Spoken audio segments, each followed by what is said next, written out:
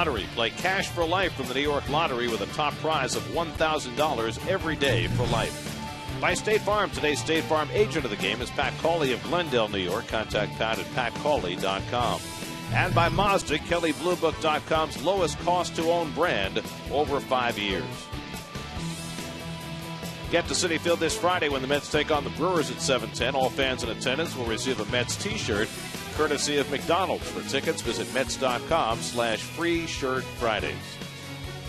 Today's Game Changer brought to you by T-Mobile. Matt Harvey trying to play stopper tonight. He's done it very effectively in his career. 2.43 after a Mets loss, 2.15 after 2 Mets losses, which is the case tonight. Get to Citi Field this Saturday when the Mets take on the Brewers at 7:10. The first 15,000 fans will receive a Mets fedora courtesy of Sector Spider. For tickets, visit Mets.com/tickets. Harvey getting himself ready, trying for his 6th win of the year. Cold night at Wrigley. Grounds crew getting the field ready. First pitch of this one coming right up.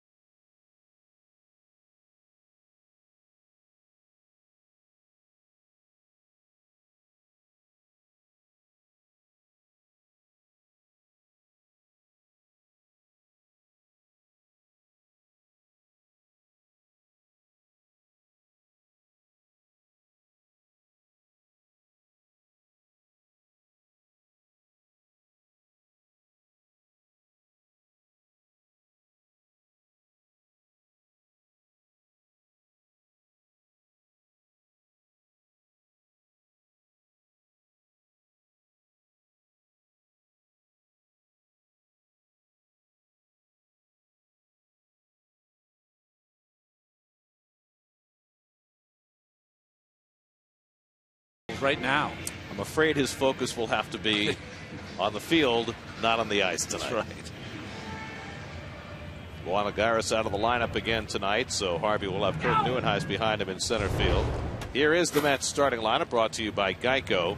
It's a strain under his right armpit for Lagares. He might sit out tomorrow as well, but hopes to be playing by Friday at the latest.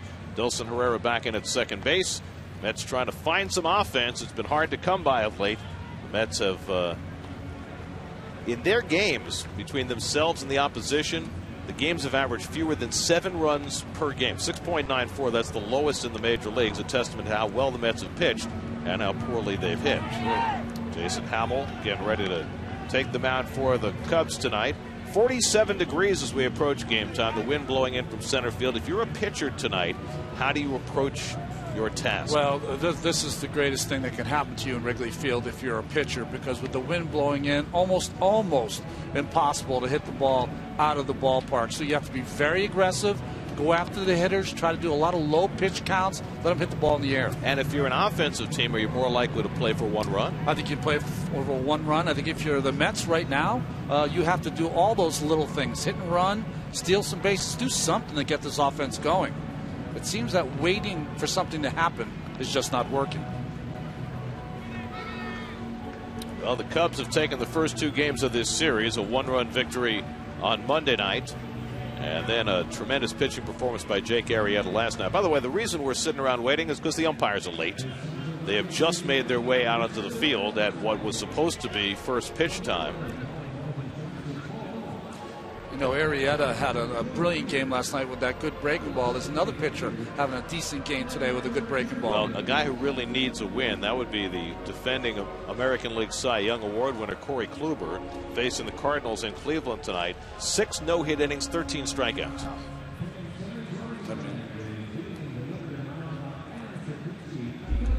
Tonight's Twisted But True Fact is brought to you by Twisted Tea, the hard iced tea that tastes like real iced tea. In 1965, the Cubs were not very good, and they were no-hit twice in a 22-game span.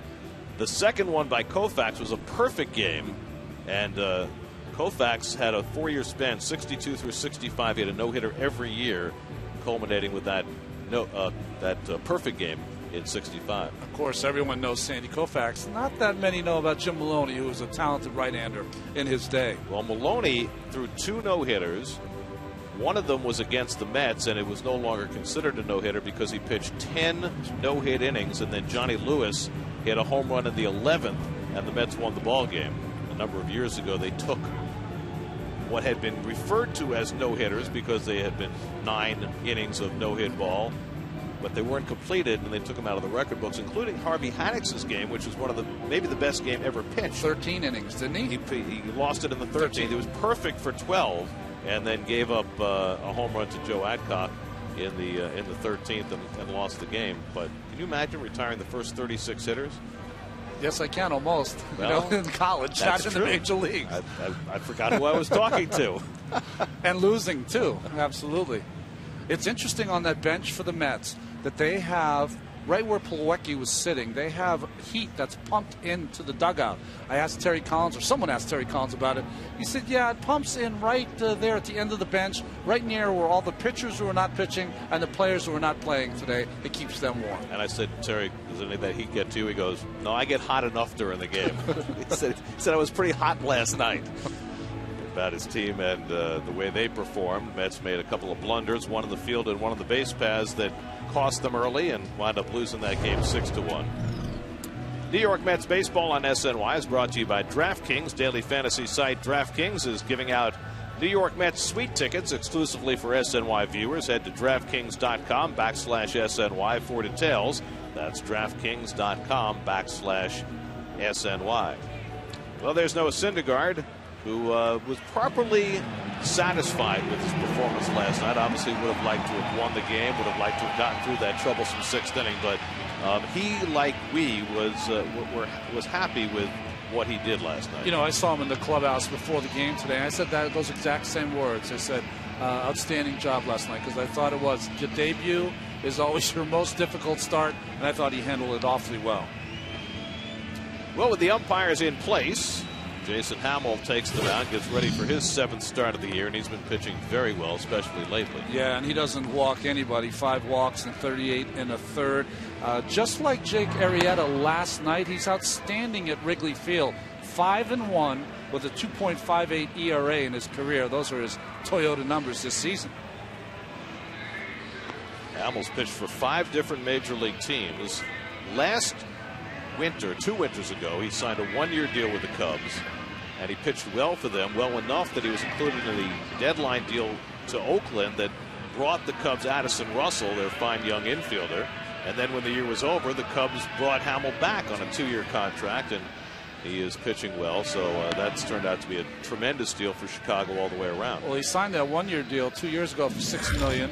Then he went to Oakland. He came back and signed a 2-year, $20 million pack. So moving up in the world. Yes, very good for Hamill. Now, the Mets have not seen Hamill since 2011 when he was pitching for the Colorado Rockies, and he was was not as refined a pitcher at that point. Much like Jake Arrieta, who we saw last night, he has done his best work as a Cub. I think when you saw Hamill early in his career in Tampa Bay, in Colorado, he was a guy that tried to throw it by you. Now he's become a guy who uses a lot of breaking pitches. Mets have to be ready for that. Jake Arrieta, who pitched a wonderful game last night, 8 innings, 3 hits, 10 strikeouts. Still no sleeves on. What's wrong with him? He's a He-Man. Either that or they have a lot of heat in that dugout. Well, the Mets trying to get off to a better start. Each of the first 2 games of the series, they didn't have a hit the first 3 innings.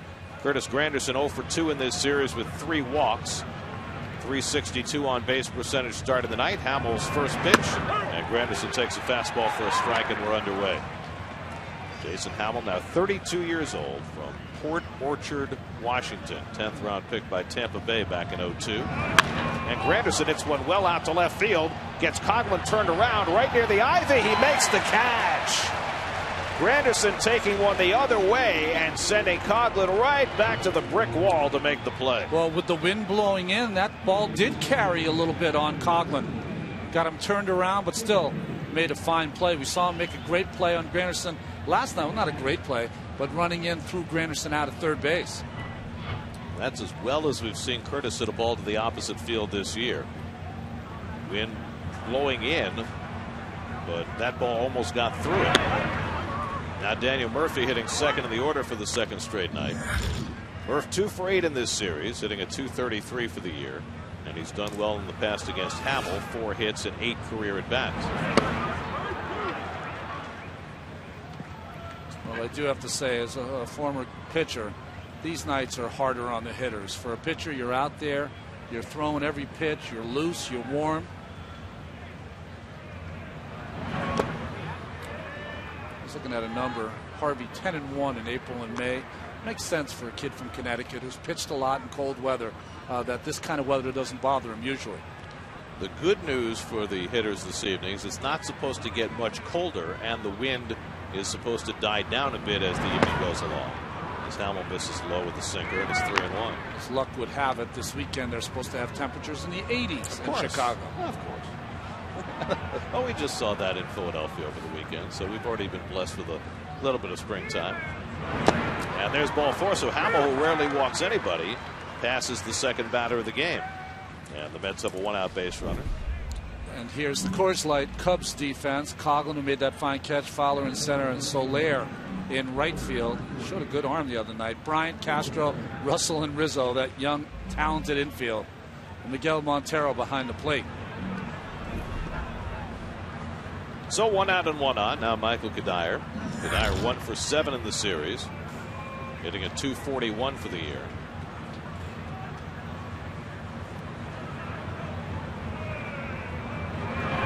.112 at bats for Cuddyer, 30 strikeouts. How concerned should we be with Cuddyer, and particularly the amount that he's been chasing out of the strike zone? Usually when it's older players, Gary, I like to wait till it heats up a little bit before I start really judging. But this is, you know, Michael Cuddyer, I've always thought of him as a great contact hitter, a guy who doesn't strike out that much. So that's why it's alarming. He has struck out 24% of his plate appearances. The highest strikeout rate of his career was 21%. That was in 2006. So he's obviously at a rate that he does not want to continue. And with David Wright and Travis d'Arnaud out of the lineup, there's been that much more importance attached to Cuddyer's bat in the middle of this lineup as the Mets continue to struggle for offense. But he has himself a base hit his first time up tonight, and the Mets' first inning hit in this series. So they've got 2 men aboard now, and Lucas Duda coming up. Well, that's the Michael Cuddyer I know. Something down, covered. He's a guy that usually, when he's at his best, he's taking great professional at bats, hitting the ball hard almost every at bat. That ball was crushed. So the Mets hoping to strike first against Hamill, who's given up a couple of hard hit balls and a walk to start out this game. And that's pretty much in keeping with the way Hamill has gone this year. He has struggled the most first time through the batting order and then gotten better as games have gone along. Here's Duda, 5 for 13 over his last 3 games with a double and a home run. Murphy at second, Cuddyer at first, and it skips away from Montero, and it hit Duda, and the bases are loaded. So Duda is hit by the pitch, and on a walk, a single, and a hit batsman, the Mets have the bases loaded and 1 out. Not a good look there from Joe Madden. First pitch breaking ball, trying to throw for a strike, not even close. Bounces and hits Duda. Looks like it hit him in the knee. So I said that the pitcher is usually the last affected by this cold weather, but certainly Hamill has been affected. This is a guy who doesn't walk anyone, certainly doesn't hit a lot of batters. Only the second batter he's hit this year, only his 6th walk. So the Mets with an early chance. Wilmer Flores comes to bat. Wilmer 2 for 6 with a home run in this series.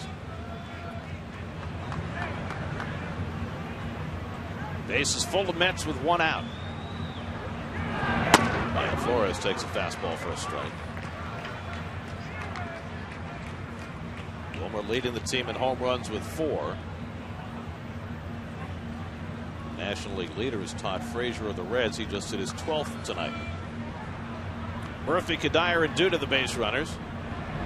And Flores trying to take one the other way, fouls it off. What happened in Seattle? The ball never travels there, right? 6 home runs last night, including number 15 for Nelson Cruz. Mike Zunino had a couple. Mets saw his power last year when they went to Seattle. By the way, Corey Kluber 2 out in the 7th, still has the no-hitter intact, 14 strikeouts.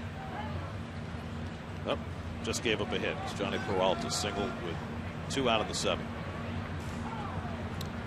Hamill's ahead on Flores 0-2. And the breaking ball hit down the right side. That'll go out of play.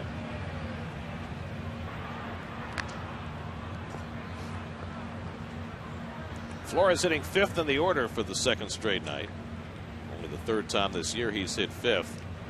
With Lagares out and Wright nowhere close to coming back, and d'Arnaud just starting his way back.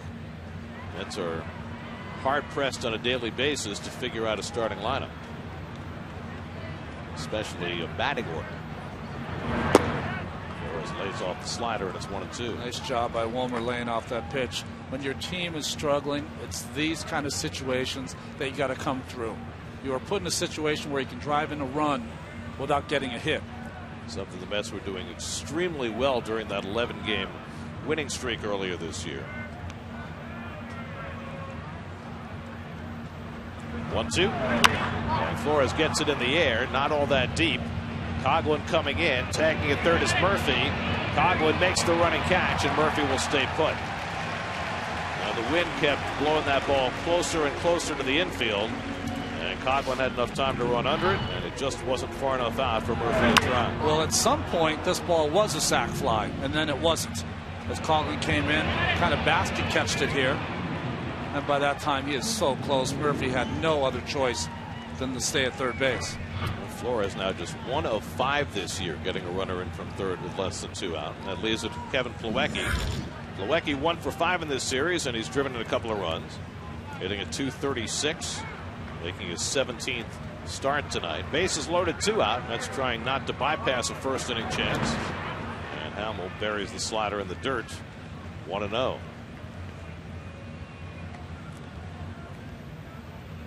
Plawecki 6 for 11 with runners in scoring position. It's that .545 average. Boilermaker. This weather's not going to bother him.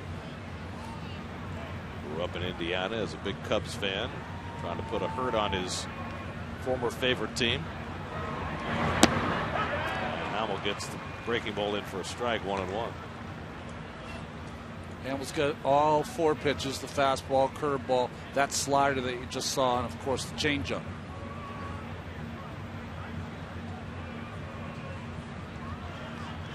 Sun setting behind Wrigley Field, out behind the stands.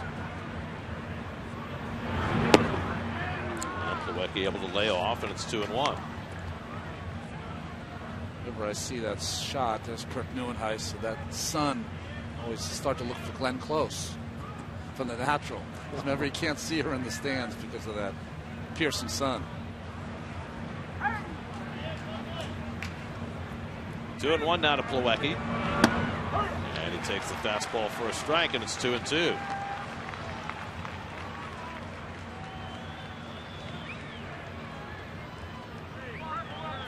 Deuce is wild.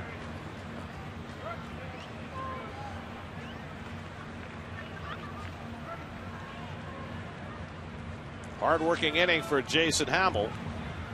2-2 to Plawecki with the bases full. And he strikes him out to end the inning. First strikeout for Hamill, and the Mets strand 3 in the top of the first. Matt Harvey takes the mound when we come back.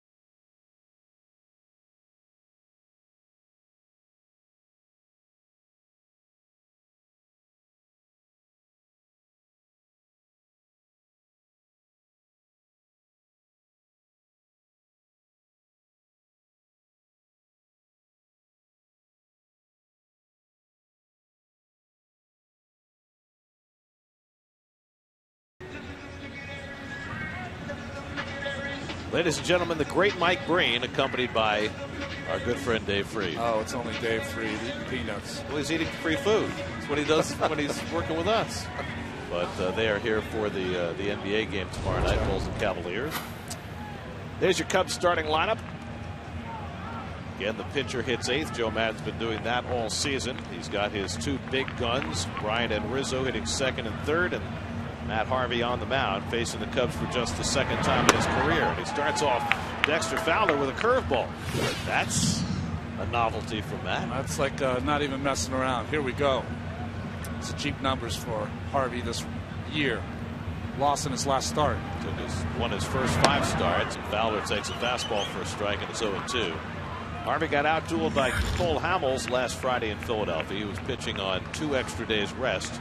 Lost that game 3-1, gave up 3 runs in 6 innings, and threw only 86 pitches, so he should be primed for a long outing tonight. And he gets Fowler on 3 pitches, and that's the way his evening begins. Well, breaking ball to start for strike 1, 2-seam fastball away for strike 2, and a fastball 4-seamer up for strike 3 to Fowler. Almost not fair. Well, we mentioned Matt had only 7 strikeouts combined in his last 2 starts and 13 innings of work. Maybe he's got a Corey Kluber in him tonight.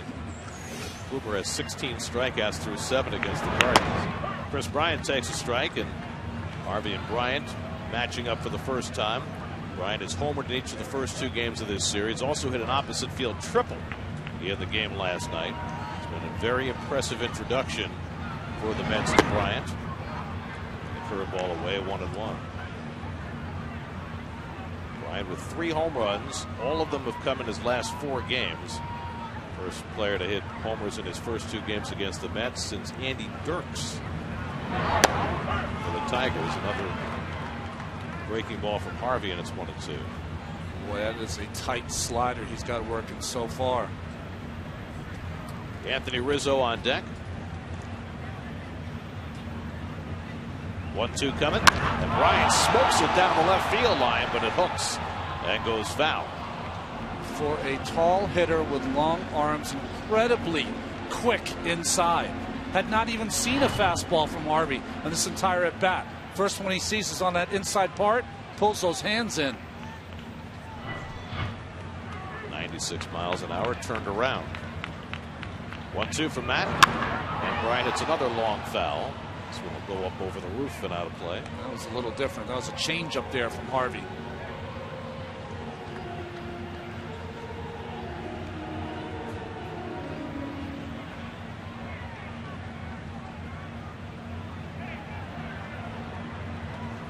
Bryant 4 for 6 in this series.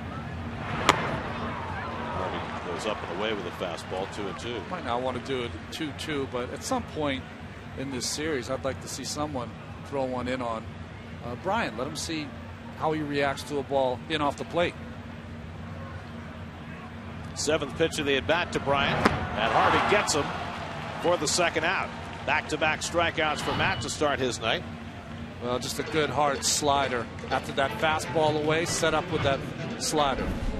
Defense behind Matt Harvey, presented by Lexus. Kadire, Neuenhuis, and Granderson in the outfield. Murphy, Flores, Herrera back in the second base spot. Duda and Kevin Plawecki behind the plate. So 2 out and nobody on. Now Anthony Rizzo. Rizzo on base 4 times last night. 3 walks and a double. 2 for 6 in this series, including a home run on Monday. And he socks one to deep right center field. Deep in the gap, Neuenhuis and Granderson runs it down. Wind knocked it down a little. Rizzo hit it hard. Harvey has a 1-2-3 opening inning. Nice job by the Chicago native Granderson to get back in the gap. Mets and Cubs no score after 1.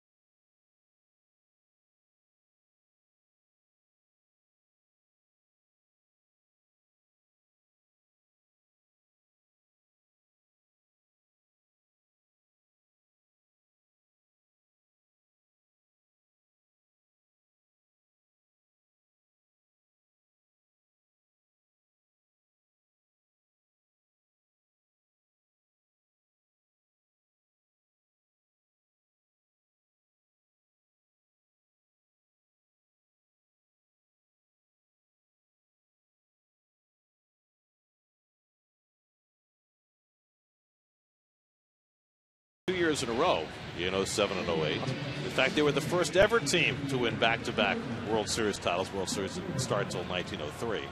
But you don't call that embarrassment of riches, Darren. 108. I would say it's 107. I would say it's a dearth, not a glut. Yeah. Kirk Neuenhuis leads off for the Mets in the second after the Mets left the bases full in the first against Jason Hamill. Neuenhuis starting in center field for the second straight day, with Juan Lagares suffering a strained muscle under his arm. It's been a rough go for Neuenhuis. 0 for 3 in the series, 3 for 30 to begin the year. Neuenhuis, Herrera, and Harvey 7, 8, and 9 against Hamill. And he runs that one on the inside corner, 1-1. Of all the umpires in this crew, Paul Emmel, who's behind the plate today, see Dilson Herrera on deck, is the one umpire that will call strikes, especially that ball down in the strike zone. So can I ask you to play manager from 1,000 miles away? Okay. You're Terry Francona. Corey Kluber's gone 7 innings, no runs, 1 hit, no walks, 16 strikeouts, 101 pitches. Is he pitching the 8th? Well, I would say that he's not going to pitch in the 8th, and the reason I say that is because he has gotten off to just a horrible start. This has been such a positive game for him, and I just like him to come out with a positive feeling. He's going to be the most important pitcher you need all year. Ice gets one up in the air to shallow left, and on comes Coghlan as that wind keeps working it toward the line, and he makes the catch. So think about it this way. Earlier this week, Michael Pineda for the Yankees had a 16 strikeout, no walk performance, and nobody had done that since Johan Santana in 2007. And now will have been done twice a week. How about that? 1 out and nobody on. Here's Dilson Herrera, 0 for 3 in this series. This will be his 9th start for the Mets since his call-up. 6 for 26. Where's that game in Cleveland? I wonder if they have the same weather that they have here. I hope not, for their sake, because cold in Cleveland is colder than anywhere else. It's colder in that big stadium they used to have. By the lake. Yep. The curveball from Hamill is fouled off, and it's 0-2. So one thing you've noticed about Dilson, you can see 2 youngsters taking a selfie. The one thing you see is he's off balance a lot when he's swinging. To me, that means he's overswinging. And he goes around on the breaking ball in the dirt. 2nd strikeout for Hamill, 2 down in the inning. Well, this is what you get tested when you're a young hitter. If they get ahead of you, just bounce a breaking ball until you prove that you will not offer at it. So 2 out and nobody on. Now Matt Harvey will bat. Now Matt has only pitched against the Cubs once before. It was almost 2 years ago here at Wrigley Field. And the game was tied 2-2 in the 7th, and Terry left him in to bat, and he drove in the game-winning run. And the Mets won the game 3-2. Was it a single between third base and short, if I remember right? He wound up going 7 1/3 in that game, and getting Kluber overpowers him. Now Matt, when he first came up, was a rather prolific hitter. Just 1 for 11 this year, lifetime 138. And Hamill gets him looking at a breaking ball. Side retired. 3rd strikeout for Hamill. Mets are on 1-2-3 in the 2nd, and Harvey will go back to what he does best. That's some selfie.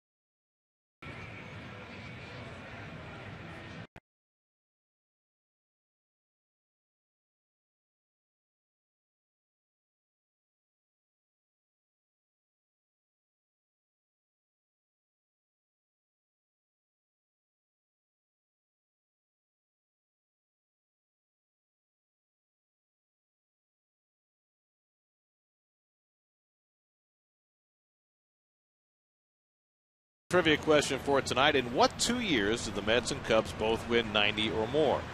Well, if you're a Met fan, I think you probably can get this one. I know this one. Starlin Castro can't reach the slider by Harvey, and it's 0-1. Castro hitting cleanup tonight for the 4th time this year. And he's got the hood on against the 47-degree weather.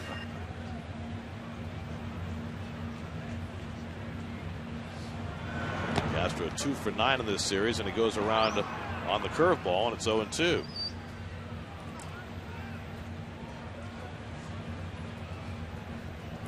Joe Madden got the flaps down.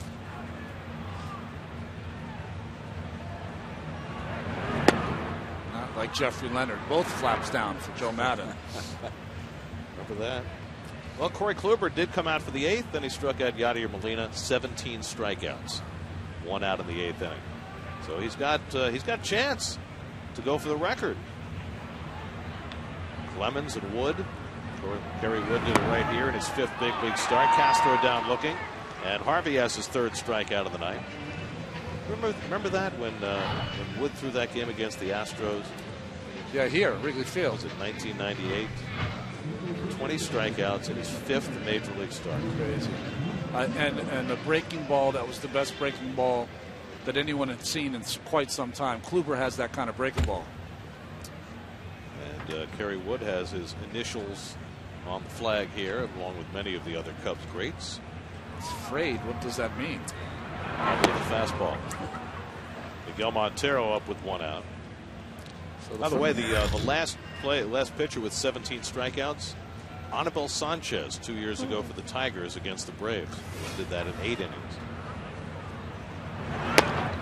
Montero takes inside. Montero has been swinging the bat very well early in the season, and he's been getting on base with regularity. In fact, he's drawn a walk in 8 straight games, which is the longest streak by a Cub in 13 years. Harvey comes right after him and gets ahead 1-2. First 5 hitters, 4 of them, Harvey has started them off with a breaking pitch. The only one he didn't, Anthony Rizzo, was notorious first pitch fastball hitter. And he hit it well to right center, but Granderson ran it down. That's the only non-strikeout for Harvey so far. He struck out 3. He bounces the breaking ball, 2-2 to Montero. I think it's worth mentioning again, this is his first start on 4 days rest after a couple with 7 days rest.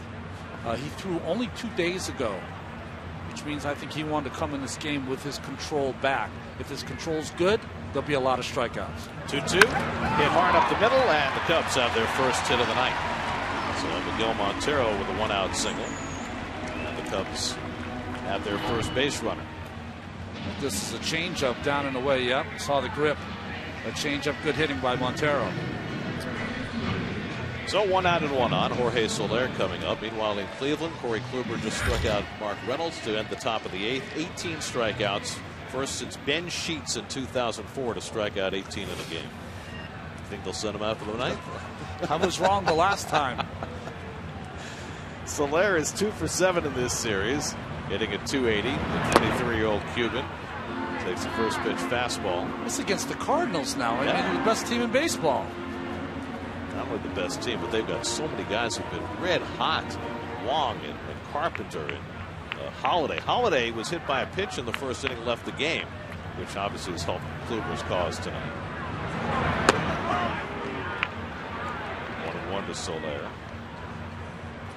So interesting to me that hitters who dress a certain way in the warm weather can go up there to bat with something over their face. I don't know how they do it. I guess you have to balance the comfort of hitting versus the comfort of your overall being. I guess that's what we're doing up here. I mean, I don't handle the cold very well. And clearly Mr. Soler, who didn't experience this in Cuba, doesn't either. 2-1 from Harvey. Nice curveball to get ahead 2-2. Joe Madden was talking about Soler, and he said if he ever can lay off the bad breaking ball and just hunt for fastballs, he's going to be one of the best hitters in the National League. He said when he saw Manny Ramirez when he was a young man, and he went after all the sliders in the dirt. And when the light bulb went off and he no longer did that, he became Manny Ramirez. 2-2 coming. Soler to the right side. Herrera gets the force. Returned by Flores is in time for the double play. 4-6-3 on a ball not hit hard at all, and the Mets able to turn it over. And that's how the bottom of the second comes to an end. Good strong throw by Flores and a good stretch by Duda. No score after 2.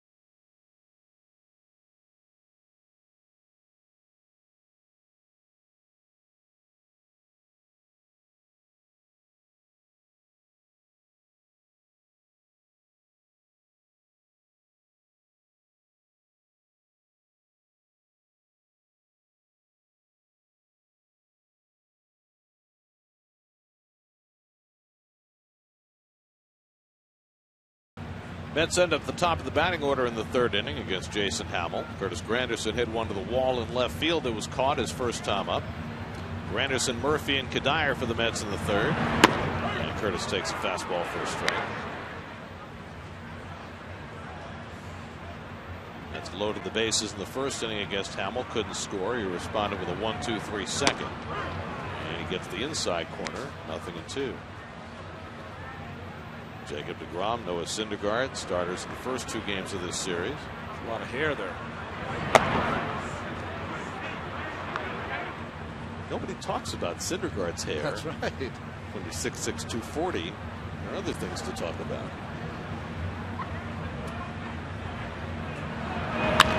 Pulled down to first. Rizzo's got it. And Granderson retired one away. Well, after the game was over last night, Noah Syndergaard met with the media and talked about his emotions in that start last night.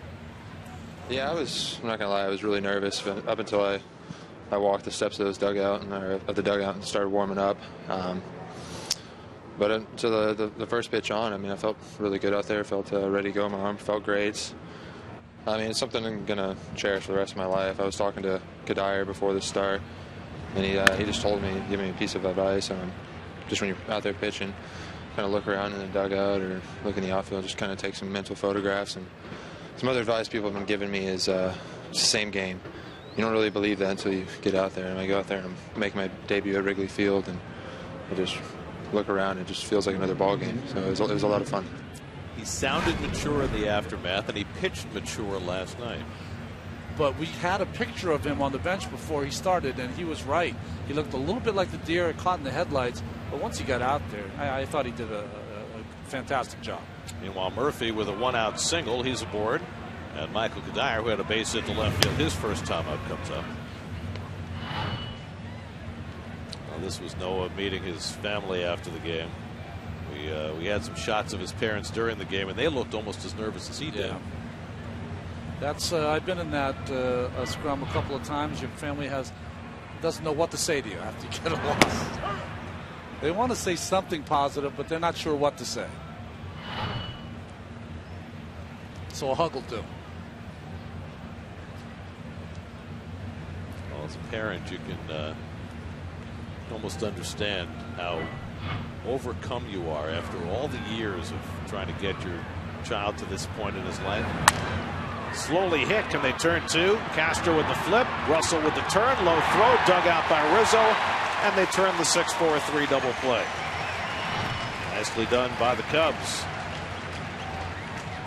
Murphy trying his best. Forced a low throw. Rizzo with a nice scoop. No score at Wrigley.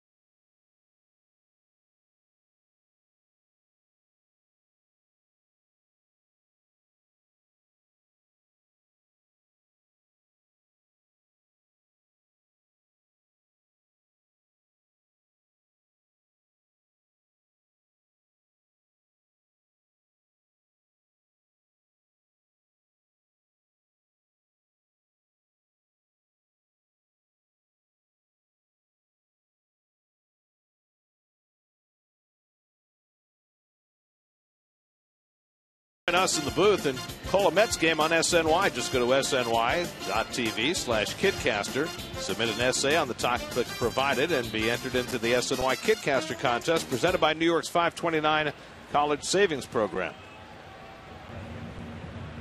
Home third inning, Chris Coughlin, the number 7 hitter, leads off against Matt Harvey. And another first pitch breaking ball by Harvey. So what is that? All 5 of 7? No, 6 of 7. Yeah, all hitters but one, Rizzo. Soler got a breaking ball first pitch too. The pitcher Hamill on deck, and then Russell, the number 9 hitter, here in the third. Harvey's given up one hit to Montero. That was a race on a double play. That one's pulled to Herrera, and Dilson makes the easy play for the first out.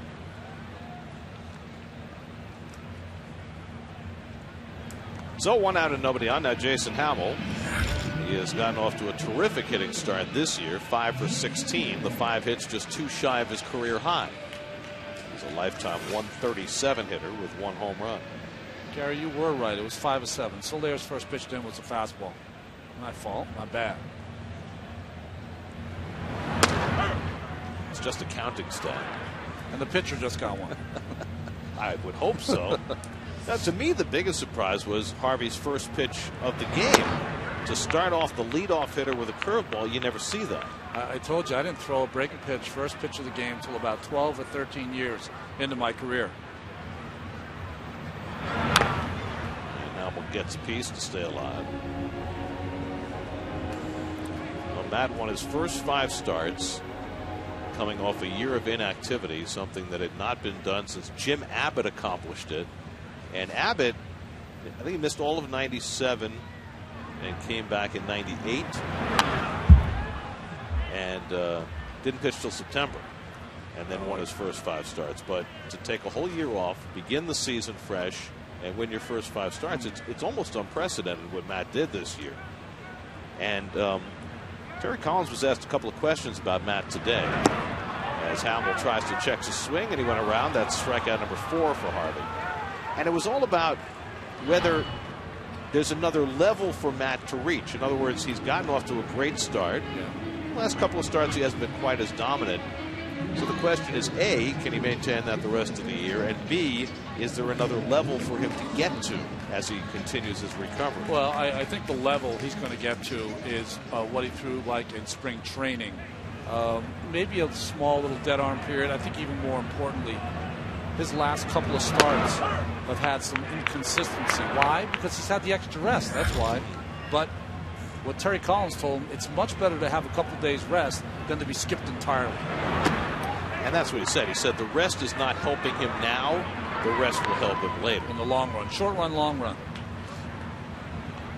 Well, he's going to have, what, 3 straight starts now in regular rest, unless the Mets change their mind about plugging in an extra starter. Strike 3 called. He gets Addison Russell on 3 pitches to end the inning. 5 strikeouts, first time through the batting order for Matt Harvey. We've played 3 at Wrigley with no score.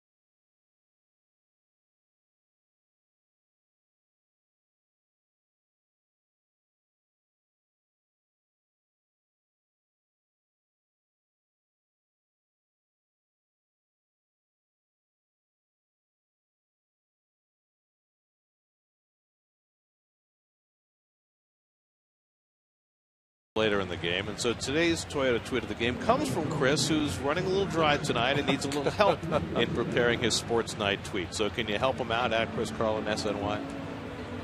Thanks. Nice. I've never heard Chris run out of material before. He's a funny He's guy. usually right there on the tip of his tongue. Yes, he is. Some of the activity across the street at Wrigley Field, where it's nice and warm. Lucas Duda leads off in the 4th inning. And takes a curveball for a strike from Jason Hamill. So Corey Kluber, they took him out after 8 innings. 1 hit, no walks, 18 strikeouts against the St. Louis Cardinals tonight. Duda cracks one foul, and it's 0-2. First 18 strikeout game since Ben Sheets in 2004. First 18-plus strikeout game with no walks since Randy Johnson's 20 strikeout game in 2001.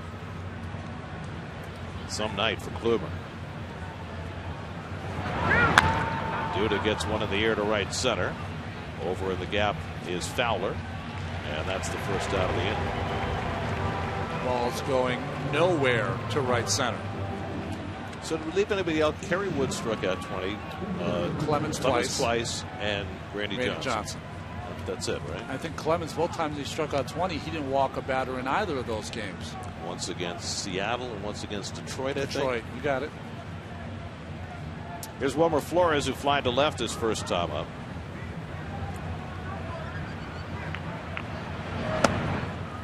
More than 20 has been done in extra innings, but 19 was the record for years. Steve Carlton and Tom Seaver had that.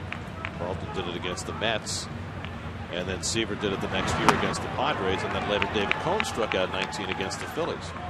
Last game of the season. Yep. An interesting 24 hours in David's life. Again.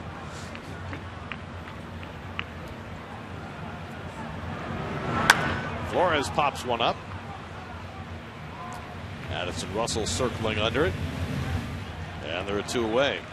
So Hamill, who faced some trouble in the first inning with a walk, a hit, and a hit batsman, Mets with the bases loaded, one out. He was able to extricate himself from that. And he has settled in nicely since, retiring 9 of the last 10. And he seems to be using more than Harvey, who's used the strikeout. Used that philosophy of challenging the hitters away, let them hit it in the air. It's not going anywhere. 47 degrees, wind blowing in about 10 miles an hour.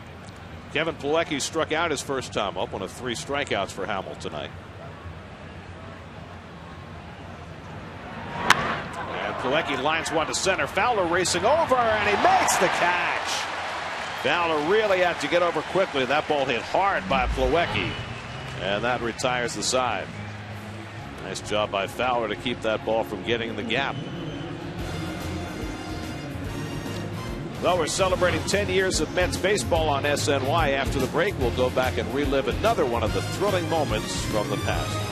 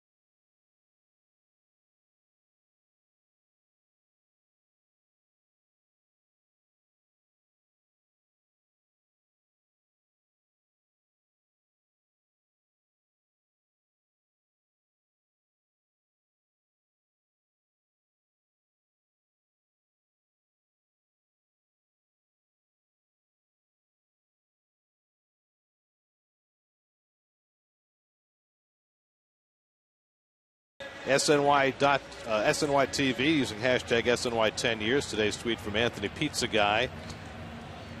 Remember hitting Wright's home run over the wall, and before the celebration was over, LaDuca hit one out. Dexter Fowler trying to bunt his way on. You know, when I watch that video, you know the thing that jumps out at me? David Wright was so young. Yeah, right. I mean, that's 9 years ago. And so enthusiastic. I know a pizza guy named Anthony, but I don't think it was him that tweeted. Oh, I don't think so. I think what's interesting about that was that Cole Hamels was already pitching, started his career, so it tells you how long he's been throwing. And the left fielder that a couple of those home runs went over his head, Pat Burrell, is in the park here. Here tonight, scouting. Eric Rowan playing center field. How about Loduca and his energy? Oh. He was such an important part of those teams. He was an Energizer Bunny, wasn't he? 2-1 to Fowler, and he hits it in the air to center. Neuenhuis perfectly positioned, and that's the first out. Well, here's Chris Bryant. Let's look at his first at bat. Well, it's interesting that Harvey started him out with a couple of breaking pitches. First, a little slider in the middle of the plate, then a real good one off the plate. Back again to get ahead of the count, and then try to come inside. Bryant hit 2 foul, but then after that, took a fastball away and then slided down in the dirt for a strikeout. He wants to get him out with the slider, let you know. Here's Bryant, who struck out that first time up, and he fouls it away. By the way, our crack stat guy Ethan Cooperson lets us know that Cole Hamels debuted 9 years ago yesterday. Dave Fried never would have had that. Dave said he's going to be back on Friday to give us nothing. I just want to know if Dave's going to survive 9 innings in the stands tonight next to Breen, or whether Breen will survive 2 innings next to Dave. It's going to cost Breen a lot of money. If he has to buy food. Dave's looking a little chilled already.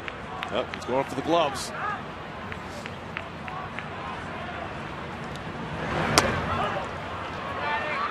Curveball gets Harvey ahead 1-2. Oh. Breen just let him know we were talking about him. I love the bobblehead with the calculator. That's outstanding. And his number is pi.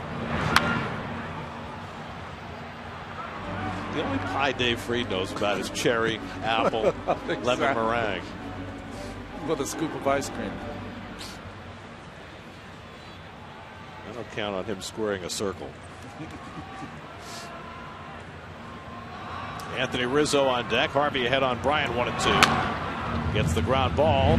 Let's see if Murphy rushes it. He does, and he's not in time. This time Murphy did everything he could after last night lollygagging his throw and giving up an infield hit to Bryant. This time Bryant beats it out legitimately. Comes in with the backhand, has to throw across his body, doesn't get enough on it. And Bryant, we've seen so far, good base runner, a hustling player so far. And those long legs. Boy. Well, close to a tie, and the Mets are not going to challenge that. This last stride is about 9-10 feet. So a nice effort by Murphy this time. Bryant, though, with the infield hit, his 5th hit in 8 at-bats in this series. So he's aboard with 1 out for Rizzo, who had a deep fly ball to right his first time up on the first pitch he saw.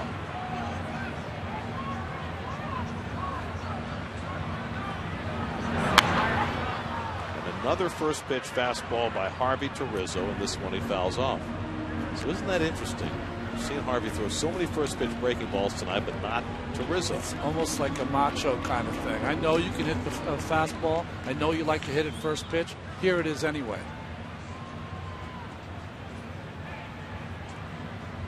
Rizzo with 7 home runs, hitting .330 coming into the night, 10th in the National League. Just off to a phenomenal start at age 25. He swings at the first pitch this year and puts it in play. 8 for 11. That includes that loud out tonight.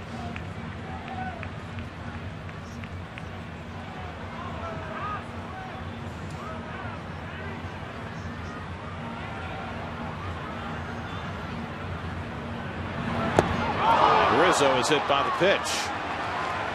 So, for the first time tonight, the Cubs get a runner into scoring position. Well, no intent here, but each first baseman now has been hit by a pitch, and that has to hurt. A fastball off the ankle in this kind of weather. Third batter Harvey has hit this year, and now he'll face Starlin Castro with 2 men on. Castro took a call, 3rd strike his first time up. Well, it's over in Cleveland. Cody Allen closed it out. Corey Kluber gets his first win of the year. 8 innings, 1 hit, no walks, 18 strikeouts. He'll sleep soundly tonight. Cleveland needed a win, too. They need a lot more. Yeah. 12-20 now with that win. Castro takes a strike. By the way, that's the 9th time Rizzo's been hit by a pitch this year. That's more than anybody in the National League. Still grimacing a little bit after taking that one off the ankle. Castro hitting .326 with runners in scoring position this year.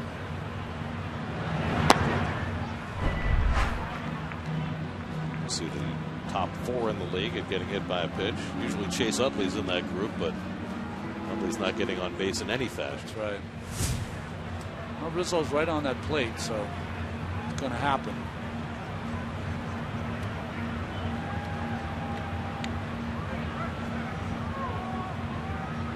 One and one to Castro.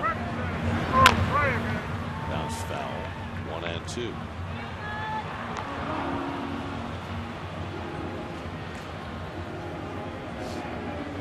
Remember last night, Syndergaard hung a breaking ball middle of the plate in the Castro. That is a ball that he can handle. So down and away is the place to stay with him, or fastballs up and in. He'll swing through. Castro drove in the first run of the game last night with that 6th inning double against Syndergaard. 1-2 coming. Little bloop on the right side. Infield fly rule is called. The batter is out. And Duda grabs it for the second out. So 2 out and 2 on. Miguel Montero coming up. They're your city probables for tomorrow. It's the battle of left-handers. John Deese takes his 1.95 ERA into battle against maybe the best hitting pitcher in the National League, in Travis Wood. Wood took Deese deep last year, if I remember right. Travis Wood, left-handed thrower, right-handed hitter. Wood or Mike Leake? I think those are probably the top 2 right now. And they both were on the same team for a while in Cincinnati. Leake has stayed. Wood has moved on. Here's Montero, who singled to center his first time up. 2 out and 2 on. Home 4th inning, no score. And Montero golfs one foul. Montero has had the best swing so far against Harvey. Base hit on a changeup up the middle, and a good swing on that fastball there. What a curious deal for the Diamondbacks to trade Montero, who'd been such a mainstay there for 9 years, for a couple of minor leaguers. And I know they're kind of rebuilding there. But here's Montero now playing for a good team and having a nice year as a middle of the order hitter. Flores took a stride or 2 toward the bag, but backed off. I like that move by Harvey and Flores. Britt Bryant gets a huge lead at second base. Can shorten that up with one pickoff throw. You know, you mentioned how much Bryant hustles, but he's also been a very aggressive base runner early in his big league career. And when you're real aggressive and you're a young base runner, you don't have the experience, you can use that to your advantage if you're a smart pitcher and a smart infielder.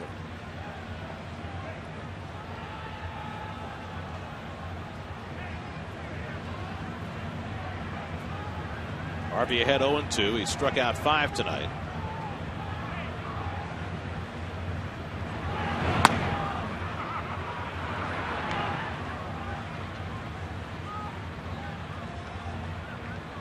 Jorge Soler would be next.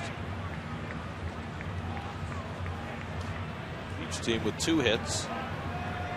Another Met pitcher forced to live close to the edge. 1-2. Just missed inside. Harvey thought he might have had it.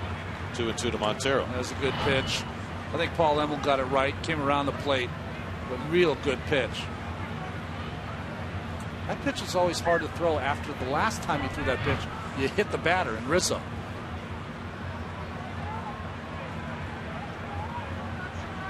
So 2 out, 2 on, 2-2 to Montero. Popped it up. Herrera makes the call. Side retired. Harvey works around his first trouble of the night. After 4, time for a hot dog. No score at Wrigley Field.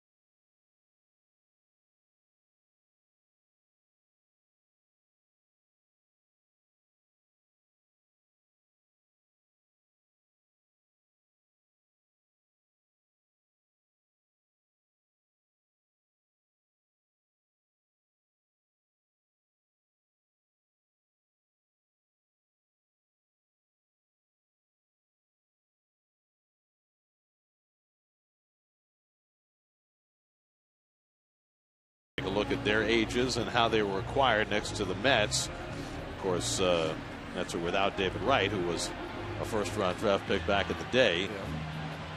A couple of international players on the Mets infield, whereas the Cubs acquired two of their fine infielders via the trade, one in the first round of the draft and the other an international star. Herrera and Flores, 21 and 23 respectively. More selfies.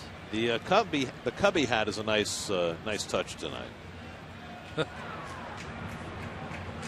Kirk Neuenhuis leads off the fifth inning for New York, 7, 8, and 9 in the Mets batting order against Jason Hamill, who's retired 10 of the last 11.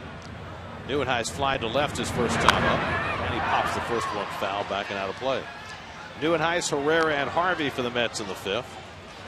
Mets have been limited in this series. They've scored just 4 runs now in 22 innings.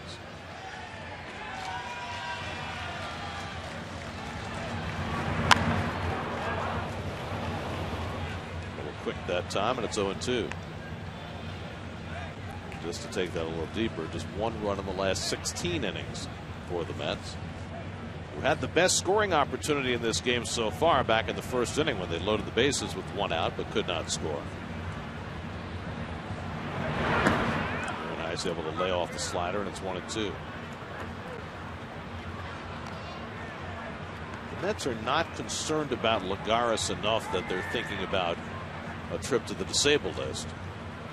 They believe it'll be just another day or two till he's ready to play.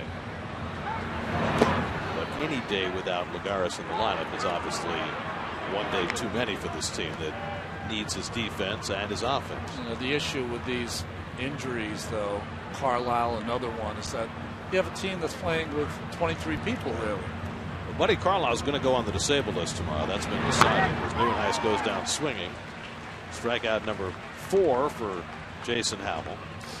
Carlisle hurt his back covering first base 2 nights ago. And it's one of those deals where it's hard for the Mets to get a player here in time to replace him because of having their AAA team in Las Vegas. Anyway, Jack Leathersich is going to come back and replace Carlisle on the roster tomorrow. But the Mets are 1 shy on the bench and 1 shy in the bullpen tonight. Here's Dilson Herrera, who struck out his first time up, and he tries to hold but went around, nothing in 1. Was Dilson wearing that? He had it around his neck. See what you do? You can wear it around your neck, and then you can pull it up if you want to. Slaps one to the right side. Russell with a nice sliding stop, and he throws out Herrera at 2 down. Well, maybe he saw Starlin Castro and decided to. It was all right. Yeah. If Castro can do it, I can do it. So 2 out and nobody on, and now Matt Harvey. Matt took a call, 3rd strike, his first time up.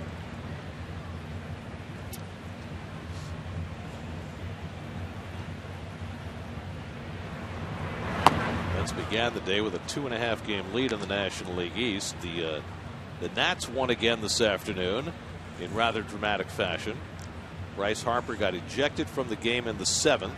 Nats were down a run in the 9th, and Michael Taylor, who had replaced Harper in the lineup, hit a grand slam off Addison Reed, and the Nats won 9-6.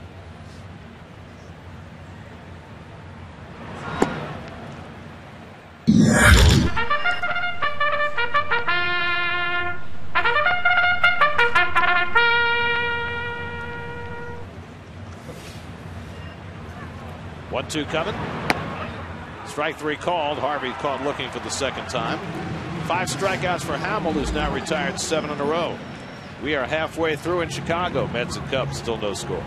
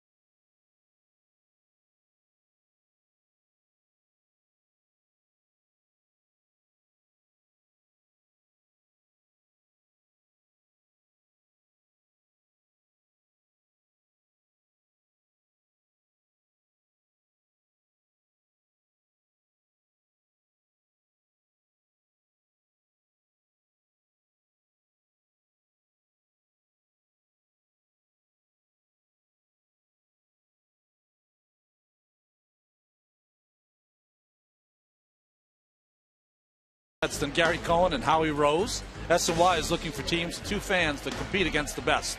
Think you have what it takes to outsmart the brains of the booth for $5,000? Then come to Citi Field for SNY's open audition for Beat the Booth, presented by Citi, Saturday, May 16th, starting at 9 a.m. You know, I notice as that comes closer, Ronnie, you get more and more enthusiastic. So excited. Are you going to show up and watch the auditions? Absolutely. I wouldn't miss it for the world. I got to see the teams that come in.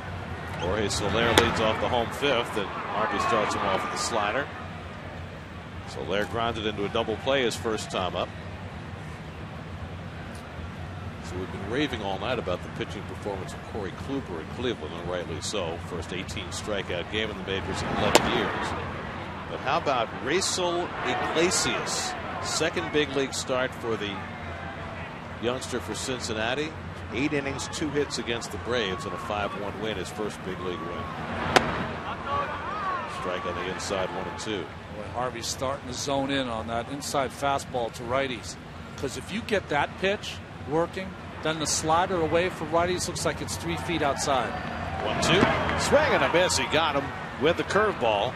That is strikeout number 6 for Harvey. 1 down in the 5th. I mean, that was classic pitching and setting up of a hitter. Fastball in, so he feels that ball in on his hands, and curveball or breaking ball away for the strikeout.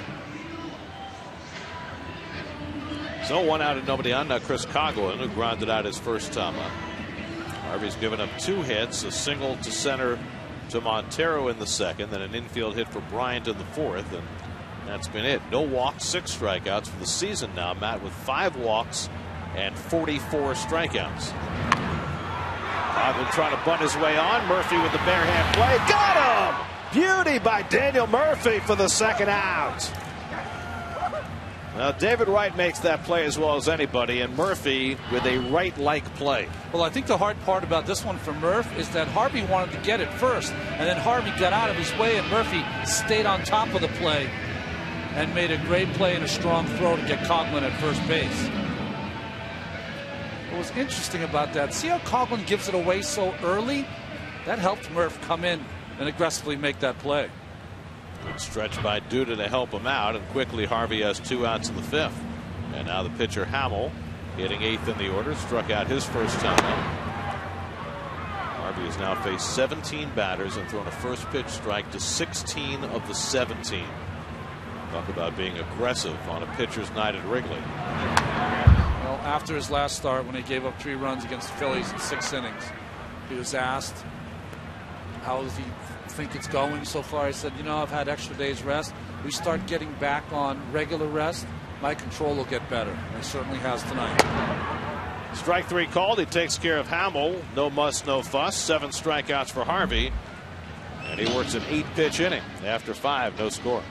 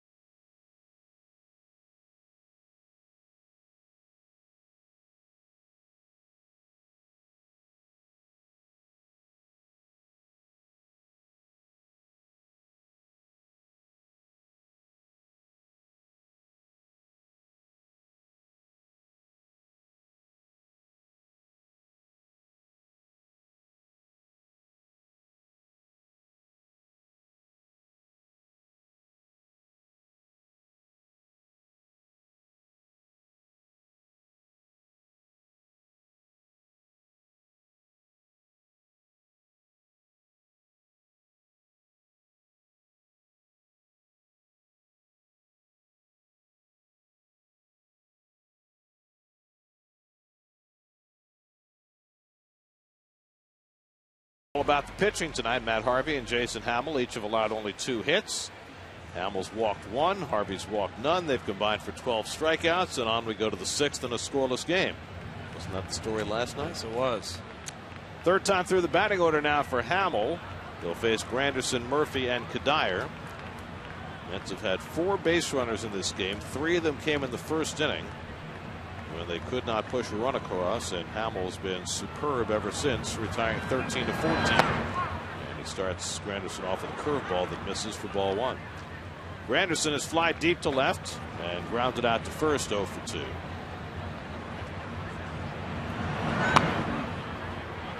Curtis back in his native Chicago, where he attended University of Illinois Chicago, and he's been the prime benefactor for the baseball program there. Has his name on the stadium. Drills that one into right center, and he's got himself a base hit. First hit in the series for Granderson, and the Mets get the leadoff man on in the 6th.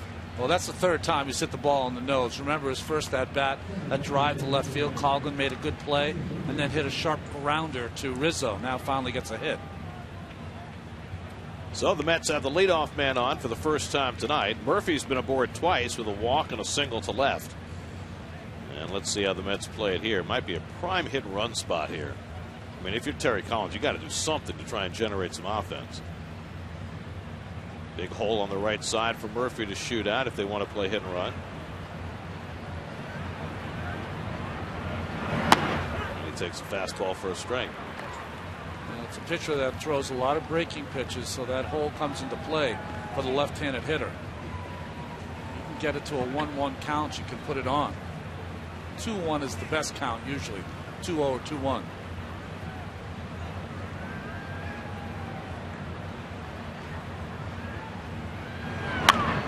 Murphy gets a little too quick, and he's behind in the count 0-2. Murphy has hit 4 home runs in this ballpark. This is not an easy night for anybody to hit the ball out, although the wind has diminished a bit since the game began. And now blowing a little more in from left than in from center.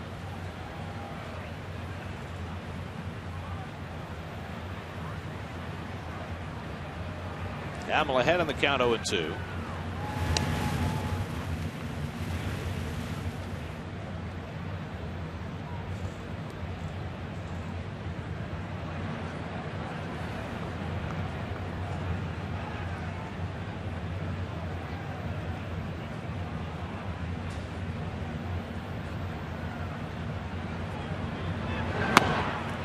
Watches wide 1-2. Jason Hamill, much like last night's Cubs starter Jake Arrieta, has had phenomenal success pitching in this ballpark. 10 career starts at Wrigley before tonight. Look at that, 5-1, 2.58. This is for a pitcher who's 9 games under 500 for his career. He's been a 4 ERA guy most of his career, but he has loved pitching here. Arrieta's 11-4 now at Wrigley. Hit hard over the bag. That's a fair ball down the line. Granderson on his way to third. Coughlin plays the carom. Granderson will have to stop at third, and Murphy pulls in at second with an opposite field double. And the Mets are in business, second and third, and nobody out. Well, we've seen Murphy get 2 hits now against this shift. They try to put Bryant in that hole, and he hits it right down that third base line. I don't think Bryant will be able to make that play anyways. Good hitting by Murph. So Murphy on base for the 3rd time tonight. A walk, a single, and now a double, and the Mets poised to try and grab the lead. Michael Kadire, the batter. The Cubs are going to concede a run on a ground ball to a middle infielder. Kadire tonight is single to left and grounded into a double play. He hits the first pitch on the ground to third. Bryant checks the runner at second. A run will score, and the Mets take the lead. An RBI ground out by Michael Kadire as Granderson comes home, and it's 1-0 New York. So Kadire swinging at the first pitch, picks up his 13th run batted into the season. Well, if they're going to give it to you, take it. They're back. All you have to do is hit a ground ball, just not back at the pitcher, and pull to the left side. No play for Bryant at home. and gets the out at first. And Murphy just stole third while nobody was looking. He might be a little shaken up. But Murph, with nobody paying attention, just swiped third base after that play was over. No one paying attention, and they're going into the shift. You go into the shift, that leaves third base open. And that is a heads-up play by Daniel Murphy. Saw that nobody was paying attention and just took off. So it's a stolen base for Murph, his first of the year. Now the infield in for Duda, and he fouls one back. That's a huge play with one out. It's the small little things that the people who love the shifts haven't accounted for. Is that you have to make sure that everyone is in position, or there's time out when you start moving your infielders. Duda's been hit by a pitch and flied out 0 for 1. Brian keeping an eye on Murphy at third base, making sure he can't get too far away. Duda has to lean back. They've been doing that to Duda in this series. Well, Joe Madden said after the first game of this series he really liked the swing of Lucas Duda. Duda 3 for 9 in this series, including a home run on Monday night. Murphy at third and one out, and he's hit by a pitch for the second time tonight. Well, Hamill bound and determined to go inside against Duda, who gives a little stare down as he goes to first base. So he's hit Duda twice tonight. This one up and in, gets him on the right elbow. It's going to be interesting for the Cubs hitters with Harvey on the mound. Well, of course, Harvey hit Rizzo in the foot. Well, the first time Duda got hit, he got hit with a breaking ball, so certainly not intentional. That one, not intentional, but you got to make a better pitch. Well, it's not a bad play for Hamill. Now he sets up the double play with the right-hand hitter coming up. Flores has flied out and popped up. The infield drops back to double play depth. First and third and one out. And a breaking ball in for a strike to Flores. By the way, that double by Murphy, the Mets' first extra base hit in 18 innings. Since Duda and Flores hit the back-to-back home runs in the 6th inning Monday night. Yeah, the slugging percentage has dried up here in May.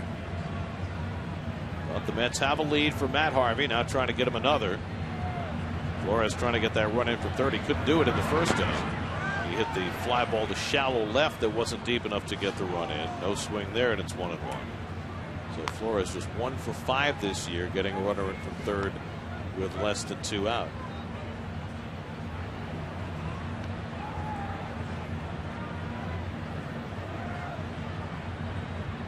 Hamill's already had 1 double play turn behind him tonight.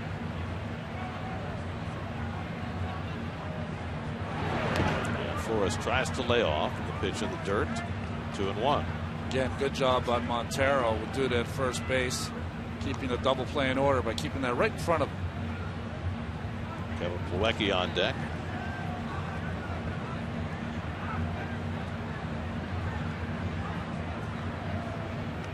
Single by Granderson, a double by Murphy, a ground out by Kadire to get a run in.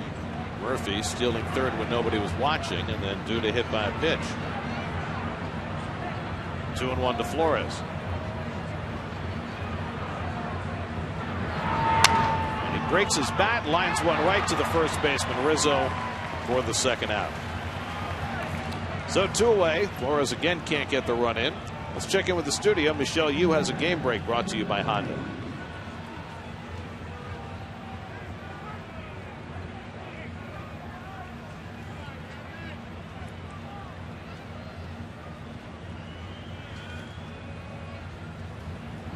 First win of the year for the defending American League Cy Young Award winner, and an historic one at that. So here's Plawecki, first and third and 2 out. Evans struck out with the bases loaded to end the first, lined out to center in the fourth.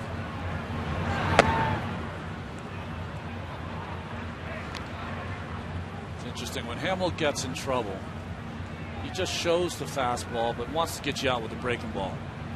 It's pretty predictable.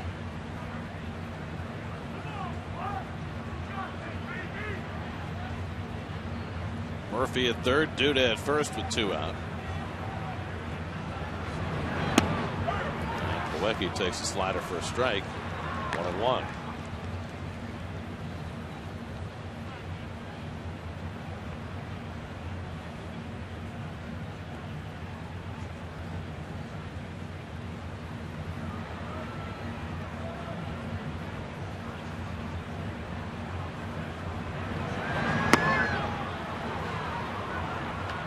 just missed.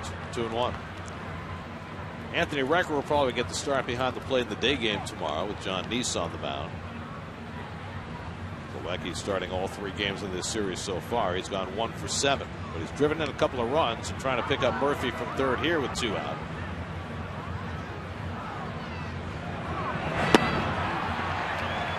Sliders from Hamill, and it's 2-2. Key situations, you're just not going to get a fastball to hit from Hamill. He'll stay with that kind of slurve that he has. Good one. He's got the slower curve he throws also, but not quite as frequently. Struck out Plawecki on a fastball, though, in his first at-bat. Surprised him. That one's dribbled, foul ball. Hamill went after it just to be sure, but it came off Plawecki. Jason Hamill, who began his career with Tampa Bay when they were the Devil Rays, went to Colorado and then Baltimore, came to the Cubs last year, traded to Oakland mid-season, and then re-signed with the Cubs. 2-year deal, and he is off to a good start, pitching especially well lately. 2-0 in his last 3 starts with a 2.1 ERA. 2-2 to Plawecki, popped it up, foul. That's coming back toward the seats and out of play. And they'll do it again. He got a fastball to hit there, just missed it. Terry Collins has been asked 1,000 questions about his offense, of course. He said, you know, if you look at the numbers, our swing and misses at balls out of the strike zone has gone up. We've also missed a lot of pitches in the middle of the plate, fouled them back. And he said in the first game of the series, 8th and 9th, we hit some balls hard that were right at people. A trio of reasons. 7th pitch of the at-bat to Plawecki, and he hits it sharply, but right at the shortstop Castro, and that ends the inning. So the Mets settle for a 1 run, their first lead of the series. Curtis Granderson got it started with a base hit. Murphy an opposite field double. Kadire got the run in with a ground out, and the Mets lead 1-0 in the 6th.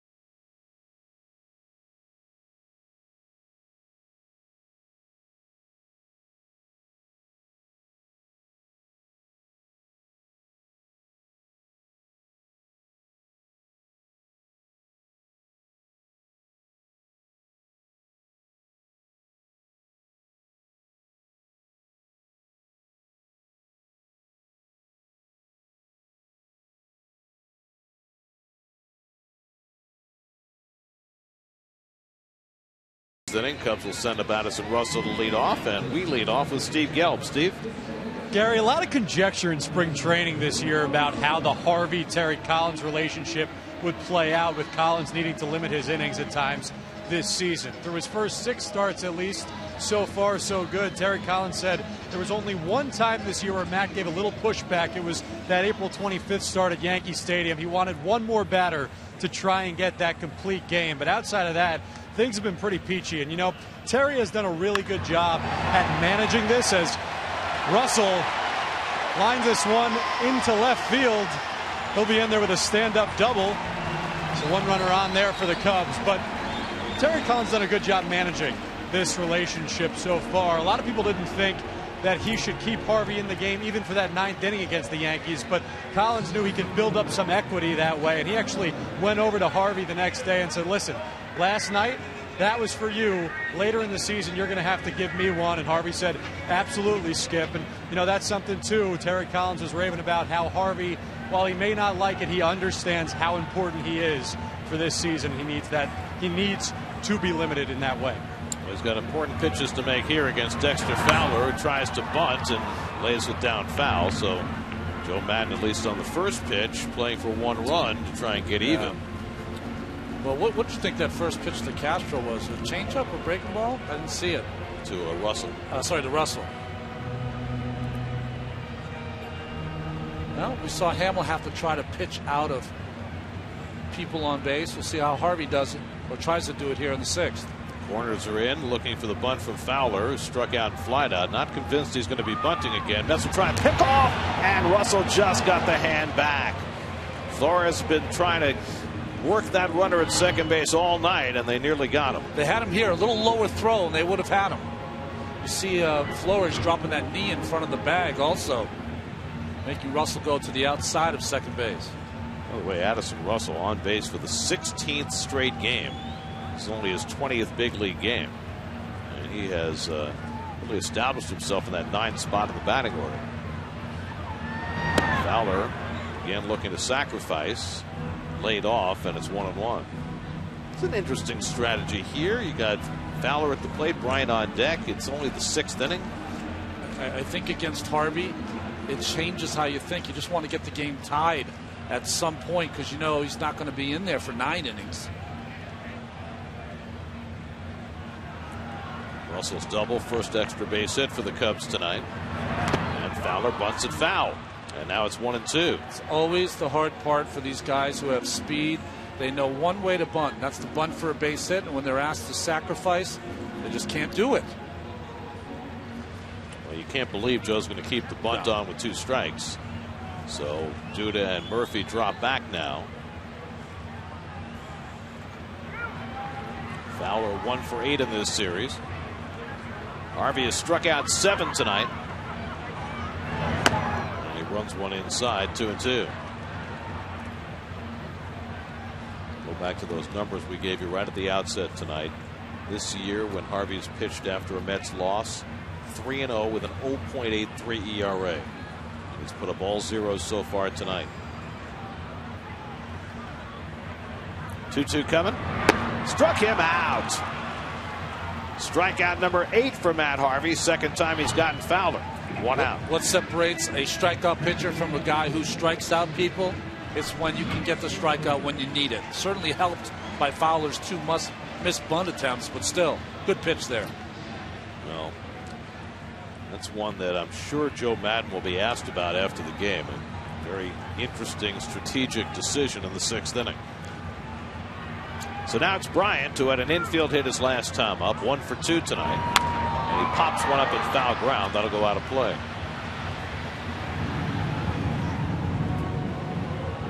We talked about Harvey, the stopper, the guy to stop a losing streak. In his career, after 2 losses in a row, a 2.15 ERA. And this year, after a loss, 0.83. He takes it seriously. Yes, that's what you want from the main man. Interesting. Harvey challenged Bryant with a fastball inside on that first pitch and beat him. Bryant pulled a couple of fastballs foul back in the 1st inning. Fools him with a curveball, and it's 0-2. Fastball in, curveball middle. Good break on this pitch, though, and it fools Bryant. And Plawecki.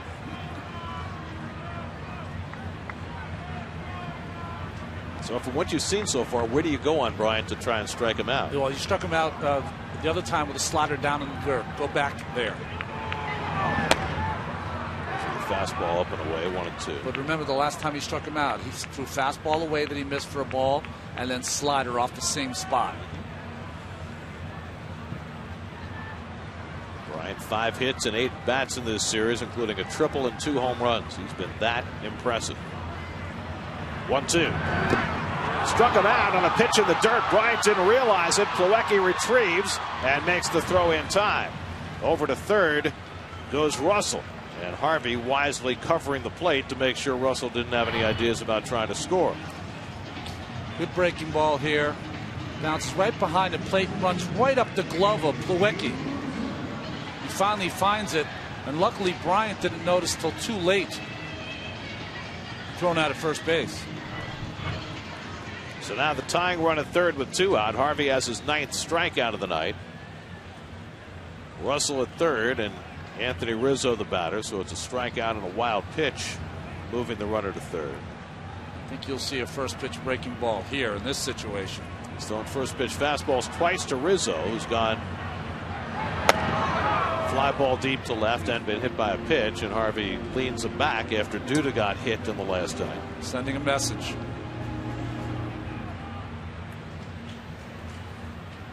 Duda's been hit twice tonight, Rizzo once.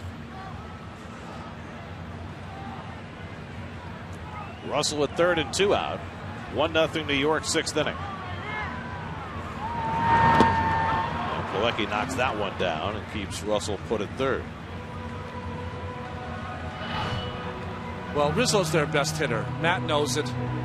And there's a part of you in a 1-0 game.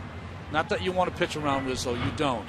But you certainly don't want to give their best hitter, best average hitter, a pitch to hit.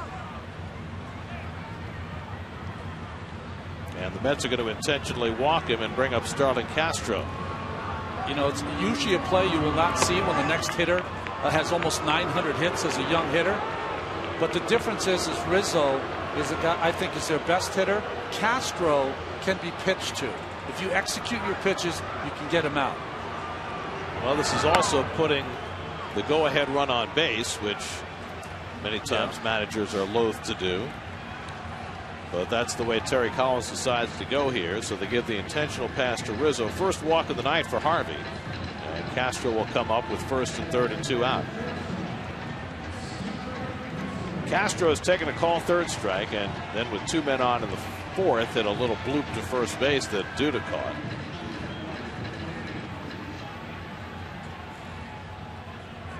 Castro 2 for 11 in this series.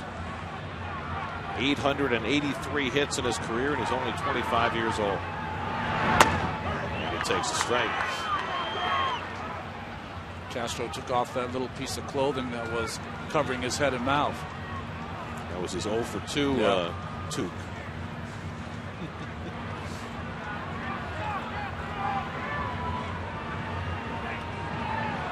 Rizzo takes off from first, and Castro fouls it back. Rizzo got a walking lead and took off, but Castro fouled it off, and Rizzo will have to go back. Well, we've seen it a couple times in this series. Rizzo here trying to steal a bag earlier on a 3-2 and 2 outs, getting a huge lead.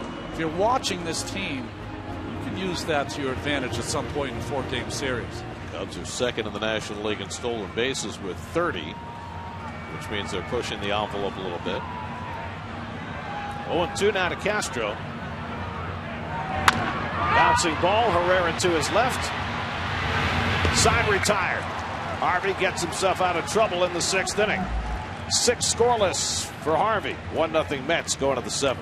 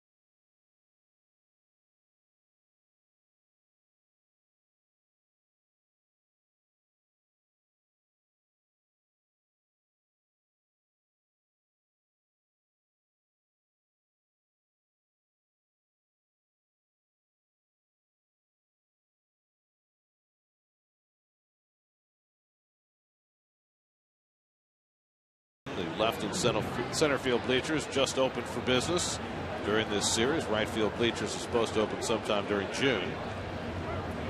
A chilled crowd tonight. They got that big scoreboard in right field working for this series, but you see the planks where those right field bleachers will be.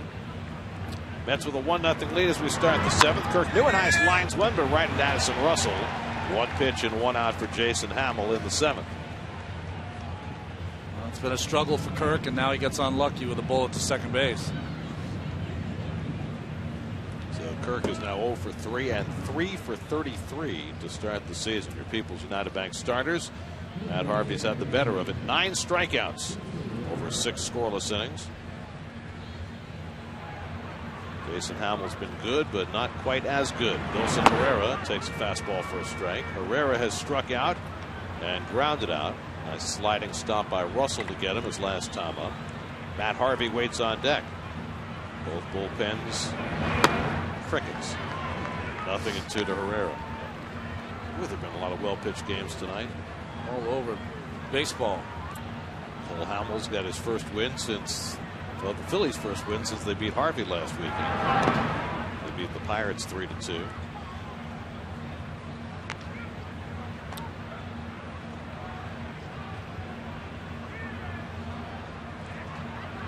Dilson disappears more and more as this game goes along. 1-2, and he drives one to left center field. That's a base hit. Over goes Fowler to cut it off. So Dilson Herrera with his first hit in this series, a 1-out single.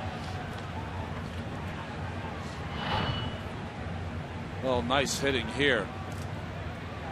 Hanging breaking ball. The breaking ball's got him all night long, but he stayed back on that one. Gets hot, will they have to keep the scuba gear forever? Well, when it's 90, I don't think he'll be wearing that. So now Harvey will be asked to bunt. Matt has 1 sacrifice and 1 hit this year. Herrera at first with 1 out. 2 hard hit balls against Hamill in this inning. He's having out a lot of those tonight. And with Bryant charging hard from third, Harvey takes a strike.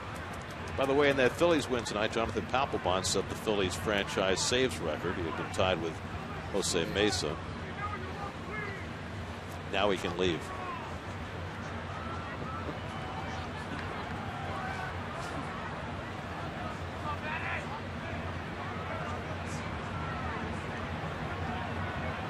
Bryant really charging hard. Harvey trying to bunt toward first, but that goes foul. What did we say? Papelbon has the Red Sox save record also. Yes, 2 He and teams. Rob Nen is the only other pitcher who has the saves record for 2 teams. Giants and Marlins for Nen. So now Pap can go somewhere else and set another record. I've been waiting for that. Well, he's been waiting for it. You're right. Both sides. So Harvey unable to get the bunt down on the first 2 strikes. And pops this one up. And they let it fall. Harvey didn't run, and it'll be a double play. Smart play by Rizzo. He let it fall. Harvey failed to run it out, and it cost the Mets 2 outs. Pump straight in the air. Harvey gives up on it. Rizzo does not. Picks it up on the hop, and they complete the double play. Smart play by their first baseman. 3-6-4 double play gets Hamels through the top of the 7th. Stretch time, 1-0 Mets.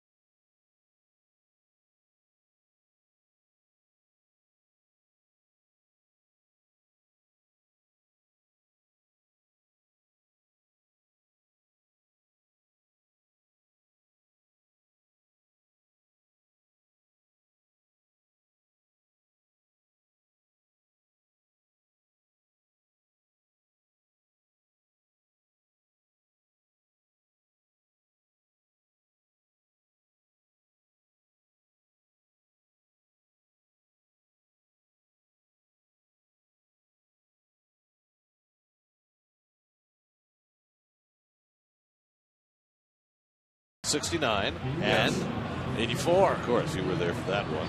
That was the breakthrough season for the Mets, who had been in the wilderness for so long. 90 wins that year. Well, I know the Mets have lost 5 straight here, but in 83 and 84, they lost 9 straight in this ballpark. Trying to snap the 5-game losing streak tonight. Well, Matt Harvey just made a mental error at the plate.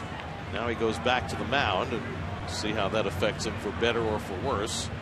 Miguel Montero leads off the home 7th and takes below the knees for ball 1. Montero singled to center, popped to second, 1 for 2. One of the 3 hits that Matt has given up tonight. His toughest jam came in the last inning when he gave up a leadoff double to Addison Russell. He throws one by Montero, 1-1. That's where you want to pitch Montero. He's a good down hitter. Got to pitch him belting up. Cubs start to get their bullpen working. Pitcher due up 4th in this inning. Montero gets jammed and fouls it off, 1-2. You can almost pitch Montero there, very much like you pitch Bryce Harper. Zach Rosscup, the lefty, up in the Cubs bullpen. Soler on deck, Coughlin behind him. 1-2 coming. Tries to hold. Did he go? No swing.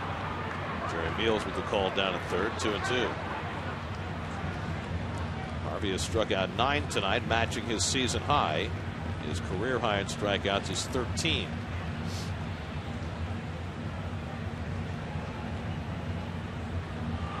Two-two. Fouled away. Of course, he had double-digit strikeouts in his first big league game. 11, right? 11 in Arizona in only 5 1/3 innings. That was in 2012. So Syndergaard went the same amount of innings, 5 1/3 last night, as Harvey did in his first start. Again, the 2-2, and Montero drives one deep toward the left field corner, and that ball lands foul. Better land foul because Montero didn't run. Well, he ran late anyway.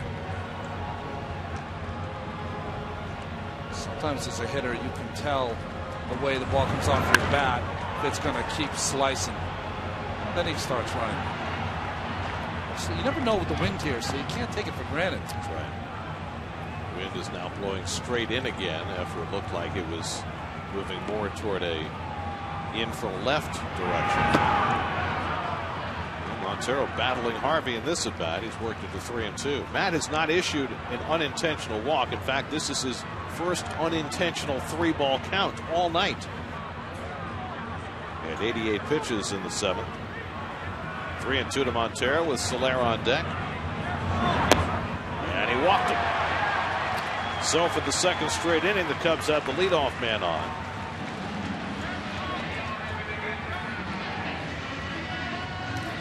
Well, they're not going to bunt with Soler. Are you sure? Not with Montero running. Soler tonight has grounded into a double play and struck out 0 for 2. Of course, Coughlin, the on-deck batter, a left-hand hitter. Montero at first and nobody out. And Soler takes a fastball for a strike. Well, there are some of the notable rookies this year. Alex Guerrero never plays and he has 6 home runs. Devin Travis has been great for Toronto. John Peterson with LA. Wild swing by Soler on the curveball, and it's 0-2. There's been some call for Gong to play more in Pittsburgh because Josh Harrison and Jordy Mercer have gotten off to a slow start. It's presented by DraftKings.com.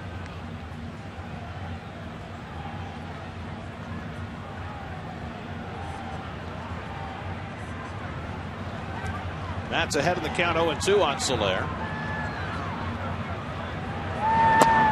He goes away with the fastball, 1-2. Boy, he's been pretty consistent with that fastball. Every single one, 95 or 96 miles an hour. You notice he's at 92 pitches and there's nobody up in the Mets bullpen. Harvey threw only 86 pitches that last start in Philadelphia, and he had the extra rest going into that, so he'll have a little more of a tether tonight. I just always feel that the relievers here at Wrigley Field are exposed to the elements. It takes them a little longer to get loose here. Especially on a 45-degree night. See them all bundled up down there. 1-2 coming. It's off the plate. A slider. 2-2.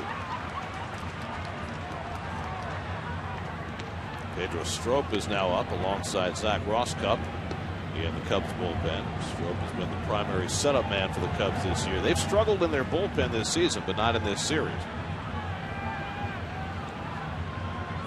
2-2 from Harvey. Bouncing ball foul. So 2 long-turn at-bats by Montero and Soler to start this 7th inning on a night when Harvey, for the most part, has been very efficient despite striking out 9.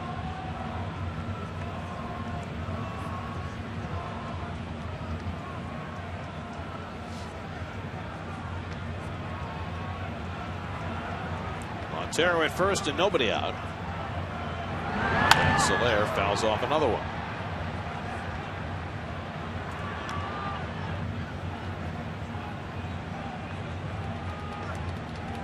That's got the only run of this game in the 6th inning. An RBI ground out for Michael Kadire. And Harvey trying to make that stand up. Mets bullpen will get cranky now. Carlos Torres gets up. 2-2. Double play ball to Herrera. The turn by Flores. Double play, 2-man down. The Mets turn their 2nd double play of the night, both initiated by Herrera. 2 out and nobody on. Both on Soler. Nice toss there with the backhand, and Wilmer knew he could take his time and throw a strike over there. 9 strikeouts tonight for Harvey, but it's the double play, 2 of them, that have helped with the pitch count. You know, we've talked a lot about Flores' footwork this year, but that's one thing he does very well, coming across the bag, kicking it and getting that throw away and staying out of trouble. He has a nice tempo when he comes across that bag, and his throws are pretty accurate. So 2 out and nobody on for Chris Coghlan, who's 0 for 2. Tried to bunt his way on his last time up, and Murphy made a terrific bare hand play and threw him out. The pitcher's spot is due up next.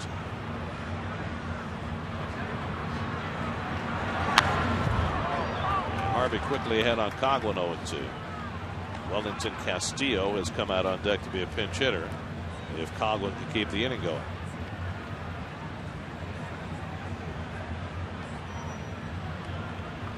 Coghlan is the guy who just hunts fastballs, and Mets have thrown him too many. That's ahead of the count, 0-2.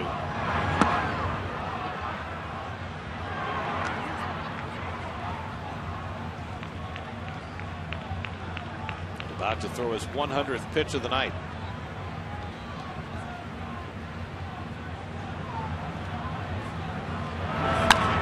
Popped it up. Flores calling for it. Side retired. On his 100th pitch of the night, Matt Harvey gets the 3rd out in the bottom of the 7th. 7 scoreless innings for Matt Harvey and a 1-0 Met lead.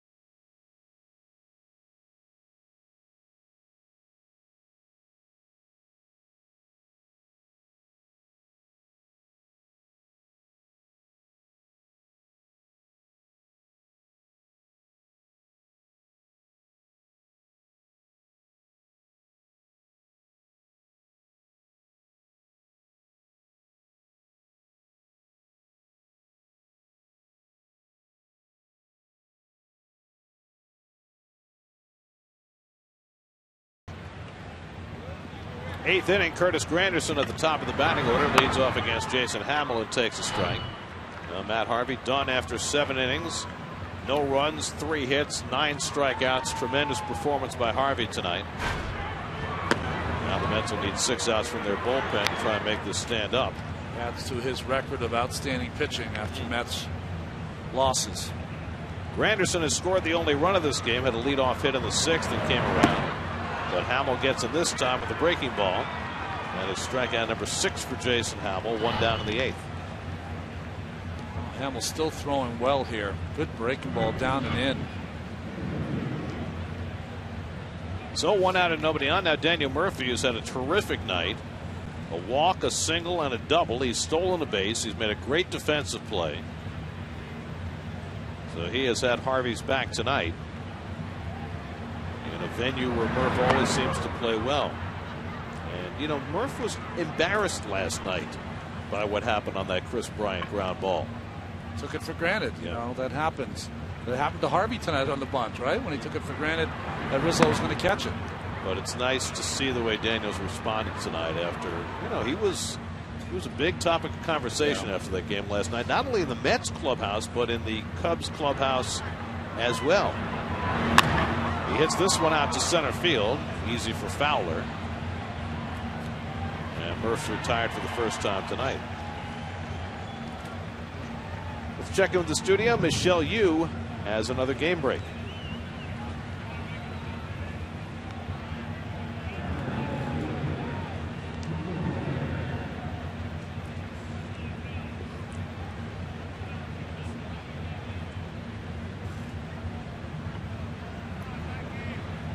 First win for Iglesias in just his 2nd big league start. Michael Kadire has the only RBI of this game, ground down in the 6th inning. 1 for 3 on the night. He takes the pitch high, 1-1. You were saying about Murphy, I found it interesting. You were saying Madden had some comments about the play to Murphy, which I found interesting. The opposing managers usually never comment on the opposing team. Well, he said it's a play that has to be made, and the point he was making was that, you know, they talk about pitchers and their pitch counts, and that pitch counts are directly attributable to plays made. And if you don't make plays, pitch counts rise. And that was certainly the case with Syndergaard last night.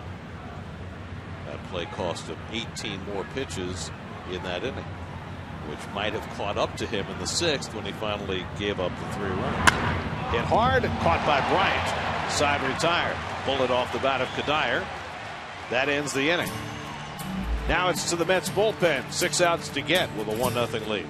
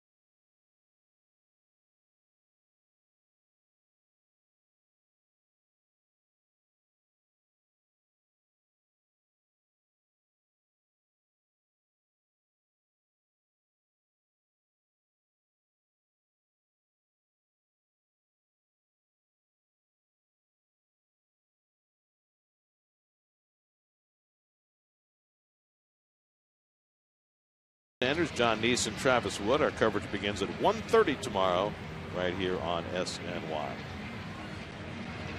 Well, Carlos Torres will pitch for the Mets in the 8th inning. It's the biggest game he's pitched so far this season. Up and down for Torres so far, and really it has been two things.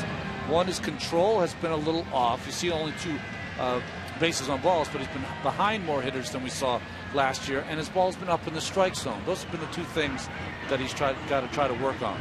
Worked a 1-2-3 inning in Philadelphia in his last outing behind Bartolo Colon and gave up a couple of hard hit balls in that inning. Wellington Castillo will be the pinch hitter, batting for Jason Hamill, leading off in the last of the 8th. Harvey goes 7, allows no runs, 3 hits, 2 walks, 1 intentional, 9 strikeouts, and a hit batsman. Lowers his ERA from 2.72 to 2.31. Castillo gets out of the way for ball 1. It'll be Castillo, then Addison Russell, and Dexter Fowler for the Cubs in the bottom of the 8th. Cubs have been shut out only once this year. There's that good breaking ball by Torres, a ball and a strike. It's totally different swings when the ball's down.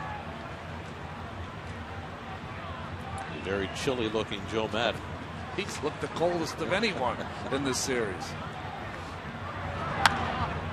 Down the right field side, out of play, 1-2. You know, Joe worked all that way all those years in climate controlled Tampa Bay. That's right.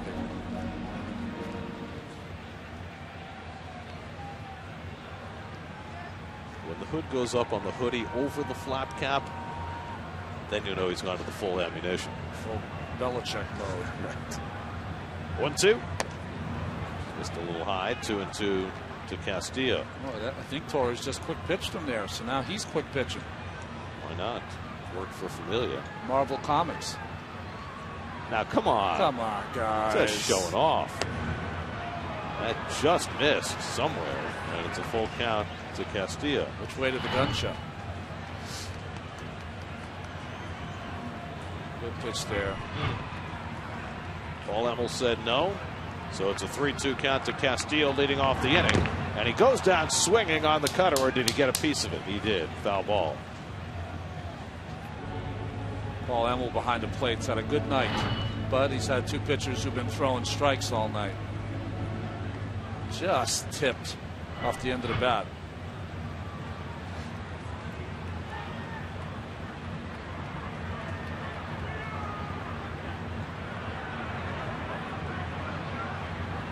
Three-two. Bounce down to Murphy.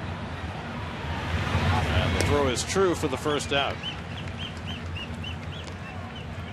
Let's check in and see what's coming up on Loudmouth tomorrow. Chris Carlin and Adam Shine. Guys?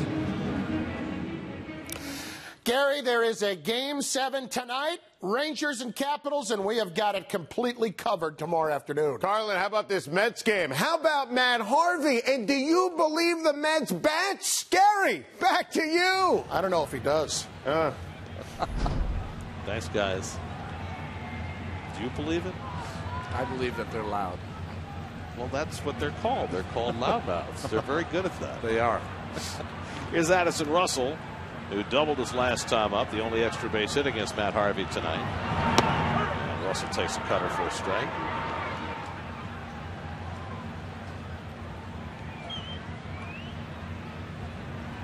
So Russell reached base for the 16th straight game. It's only his 20th big league game. The last time that a Cub had that long an on-base streak this early in his career, Eddie Stanky in 1943. Wow. Reached base in 21 straight games. So Addison Russell going places that haven't been reached in a long time. That's hit toward the hole, and Russell's on again. So he had a double to left, now a ground single to right, and the tying run aboard with 1 out. Boy, this young man is a mad slasher. Good hitting. Rondon, Hector Rondon, and Zach Roscup. Roscup's been throwing for 2 innings now. I need that to get loose on a cold night. Well, now it's Fowler, who was asked to bunt in the 6th inning with his team down by a run. Couldn't get a couple of bunts down, and then Harvey struck him out, and that put a crimp in that inning. J.R. Familia is going to get up in the Mets bullpen. This is one that Terry Collins has got to secure, and if Torres finds more trouble, then Familia will be in here in the 8th. He's already had a 5-out save this year. Russell has a huge lead at first base off Torres. Russell has not yet stolen a base in the big leagues, but he looks like he has designs on one. And that one gets behind Plawecki, and that moves the tying run into scoring position.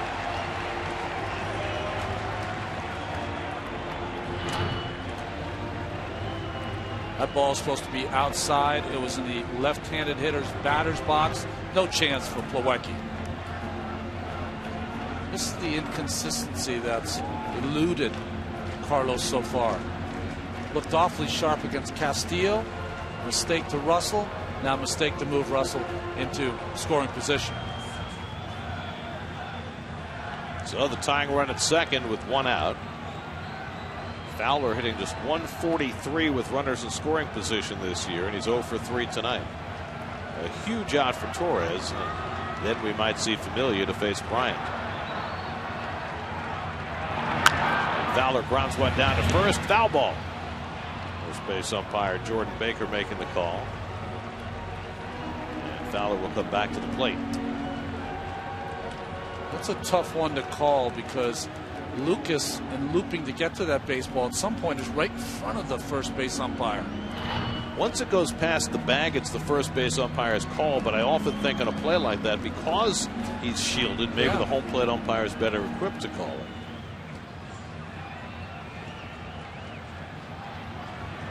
Russell being shaded by Flores. They've already tried to pick off attempt at second base tonight. Fowler drives one into right field for a base hit. Russell being waved home. Granderson's throw to the plate cut off, and now they've got Fowler in a rundown. And Flores puts the tag on him for the second out, but the Cubs have tied the game. Dexter Fowler with an RBI single drives an Addison Russell, and Matt Harvey will not get a win tonight. The Cubs tie the game at 1. Well, first, good hitting by Fowler. This ball is supposed to be inside. It's middle as he pulls this to Granderson. Granderson is so deep. The fast Russell, he really had no chance to get him at home. Bad base running by Fowler. A guy who can steal the base. No need to get caught in the rundown. So Fowler drives in the run, his 8th RBI of the season. 2 out and nobody on, and now Chris Bryant in a tie game. And he launches one foul, 0-1. Bryant 1 for 3 tonight, struck out twice against Harvey. In between, he had an infield hit. Well, Familia has stopped throwing. Terry had a notion about bringing him in for more than 3 outs. But now with the game tied, he's going to stick with Torres to try and get Bryant, and Carlos gets ahead 0-2.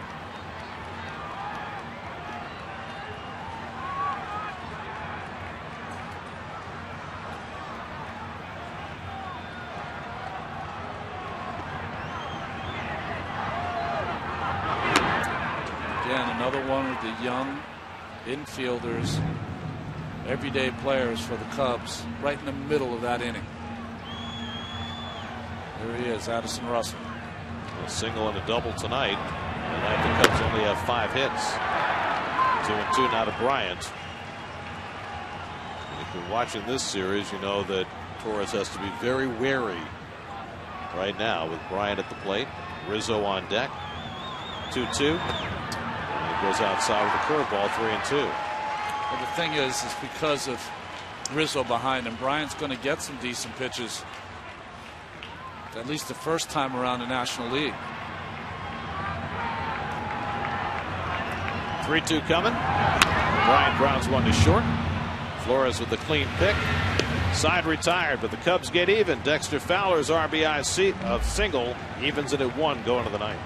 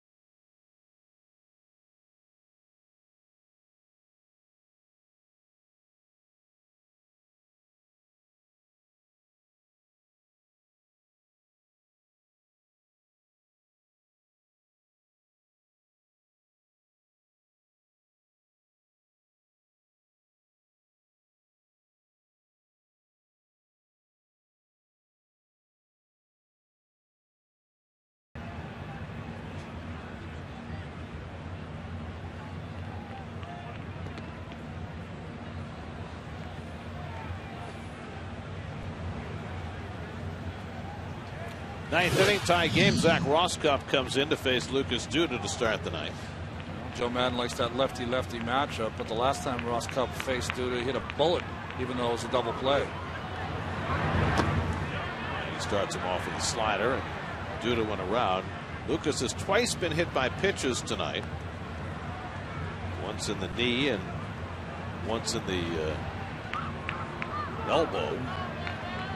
Both times by Jason Hamill. In between, he flied out to center field. So neither starter will get a decision tonight.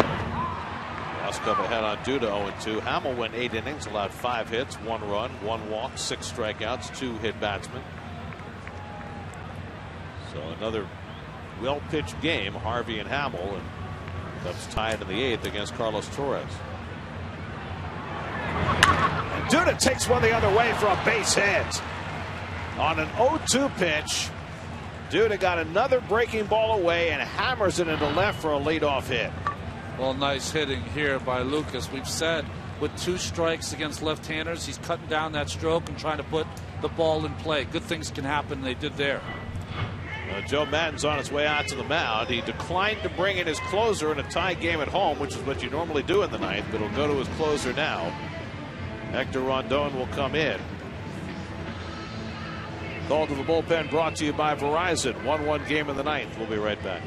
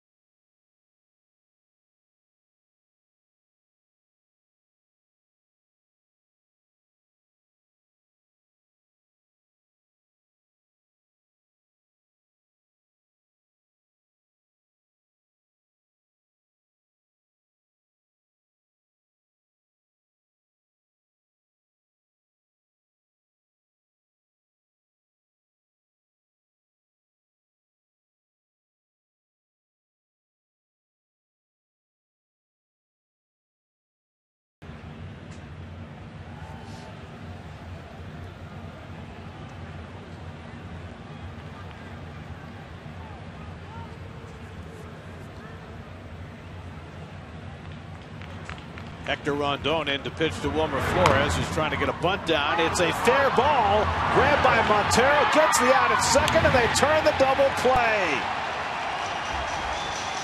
And now wait a second. They're going to say it was that Montero inadvertently tagged the hitter Flores first, and so it was not a force at second base, and Duda is going to be ruled safe at second. Because he never was tagged. Castro proceeded with the play like it was going to be a double play. What happens, I don't know if he tried to tag him as much as he tried to grab the ball, and when he secured it, it ended up on the back of Flores. So it was a tag play, even if it was inadvertent. And Paul Emmel immediately signaled that he was out. So a good call by Emmel, as Montero's glove came down on the shoulder of Flores, and that created the out. And Emmel immediately signaled out, so give him credit for that. And then the play at second base needed to be a tag play. There you see the glove hitting. Yeah, so when I saw that play, I don't think he tried to tag him. It just ended up catching the ball on his back. But I think for Madden, what he's saying is that, maybe obstruction by Flores because he wasn't in the way. There's nothing he could do. I don't think so, especially if he's tagged out. He's out anyway. So what else are you going to get?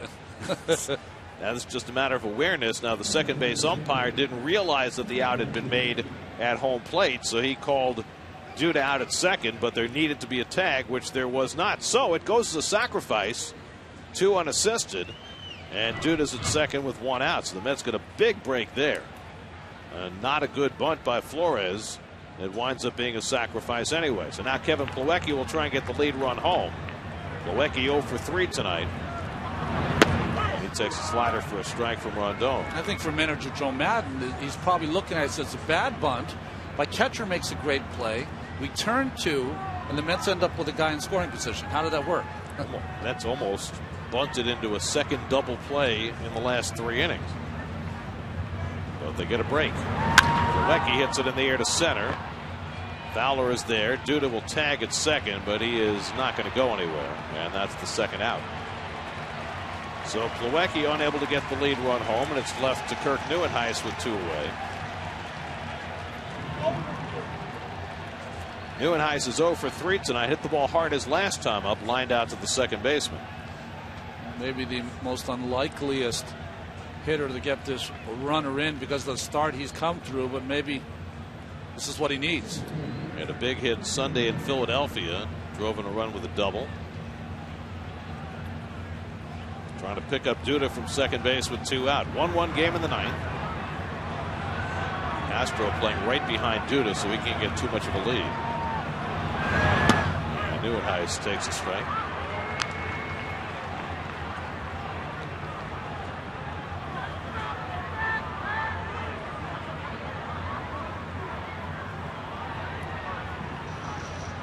Neuenhuis just 1 for 9 with runners in scoring position this season. The grounds went foul, and now Rondon's ahead 0-2.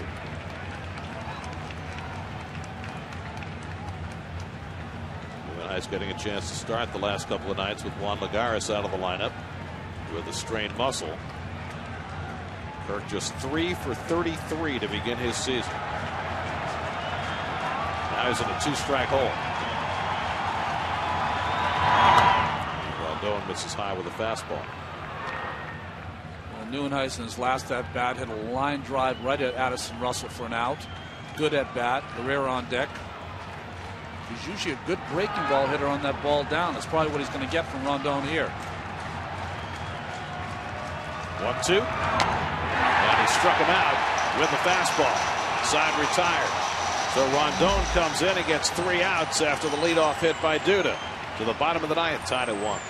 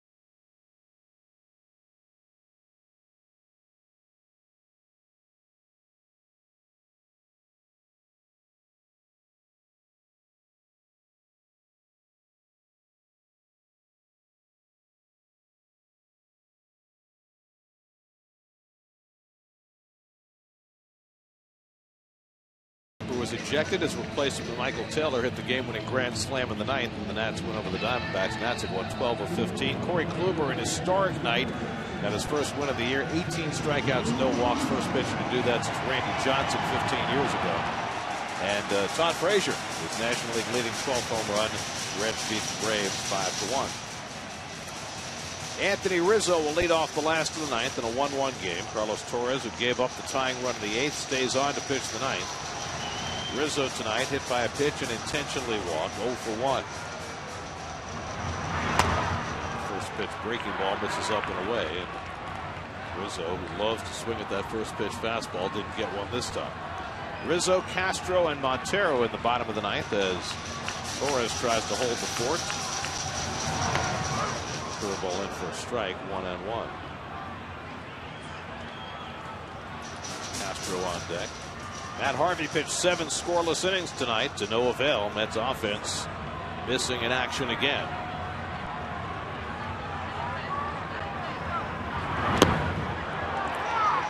Rizzo has to skip over that, 2-1. Now let's see, the ledger on first baseman being hit tonight is due to 2, Rizzo 1, but this is not a spot to get even.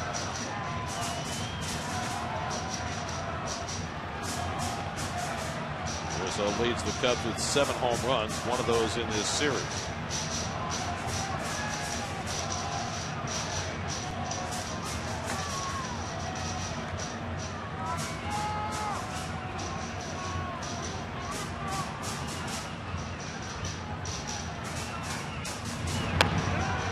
Torres misses with a breaking ball, and it's 3-1. Just been really hard for Carlos Torres to find that sharpness that was there so consistently last year. Dangerous spot here, behind 3-1. Rizzo takes a strike with a cutter, 3-2. Rizzo 0 for 4 in his career against Torres. Big out for Carlos to try and get here, start at the bottom of the ninth. Castro on deck. 3-2 coming. Line, base hit. So Rizzo aboard to start the bottom of the ninth. On base for the 3rd time tonight. Not an easy pitch to hit here. This ball's coming in on him, jams him just a bit, but he muscles it over the head of Herrera. We'll get a pinch runner for Rizzo. Matt Caesar comes in, carrying the winning run at first base. It's always a gamble by managers to take out their best hitter. Pinch run a guy who's got a lot of speed. You better score. Well, you don't suppose they're going to ask Castro to bunt, do you? Castro's 0 for 3 tonight. A strikeout, a pop-up, and a ground ball. 2 for 12 in this series. A big RBI double last night. He's trying to find out by throwing to first base. One thing you've noticed from Carlos Torres is that he doesn't like to throw to first base too much. Has more of a lollipop throw over there. So if you're the runner, you get a bigger lead if you can. Caesar has 2 stolen bases without being caught. Castro set to swing, takes outside, ball 1. Now the Mets get the bullpen cranking, but it's on Torres right now to get an out. Sean Gilmartin, the left-hander, is up. So is Eric Goodell, the right-hander.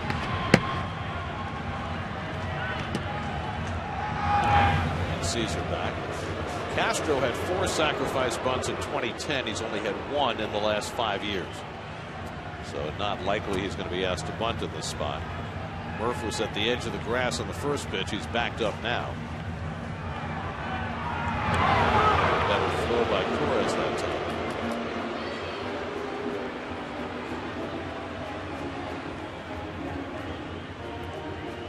Caesar, the Villanova product with the eye chart last name. And he can run.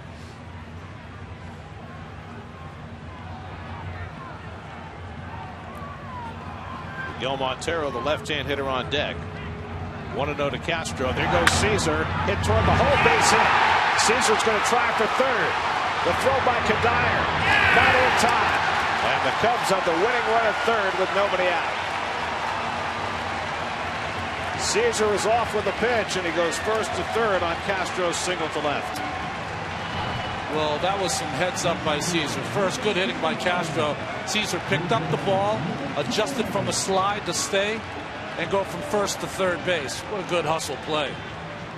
And been on the bench for 2 hours plus, and able to turn it on here with the hustle. Well, the Mets really up against it now. The winning run at third and nobody out. Miguel Montero coming to the plate. Dan Warthen out to the mound to talk with Torres. You have the option here of walking Montero to load the bases and bring up the right-hand batter Soler. You could bring in the lefty Gilmartin to face Montero.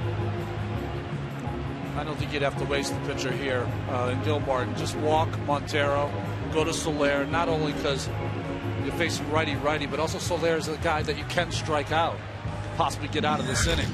And then would you go to a 5-man infield to try and turn a double play? Certainly could do that. So they'll give the intentional pass to Montero. He'll be on base for the third time tonight. And the Cubs will have the bases loaded with nobody out. And it'll be on Soler to try and get the winning run home. If you decided on an extra infielder from the outfield, it'd have to be Kadire, you would think. Well, he has certainly played on the infield more than the other two. Gilmartin now joined by Familia in the bullpen, but Familia just got up. It's hard to believe that you'd bring him into this kind of a spot. And maybe if you're looking for a guy to overpower somebody or throw his power sinker and get a ground ball, maybe you go that way. Well, let's see what Terry decides to do. He's going to make a pitching change here. So it's not going to be Torres to face Soler. You have to believe that he's going to bring Familia in here if he's warmed up enough. So the Mets are making a double switch, and Familia will come in with the winning run at third and nobody out. We'll be right back to Wrigley Field.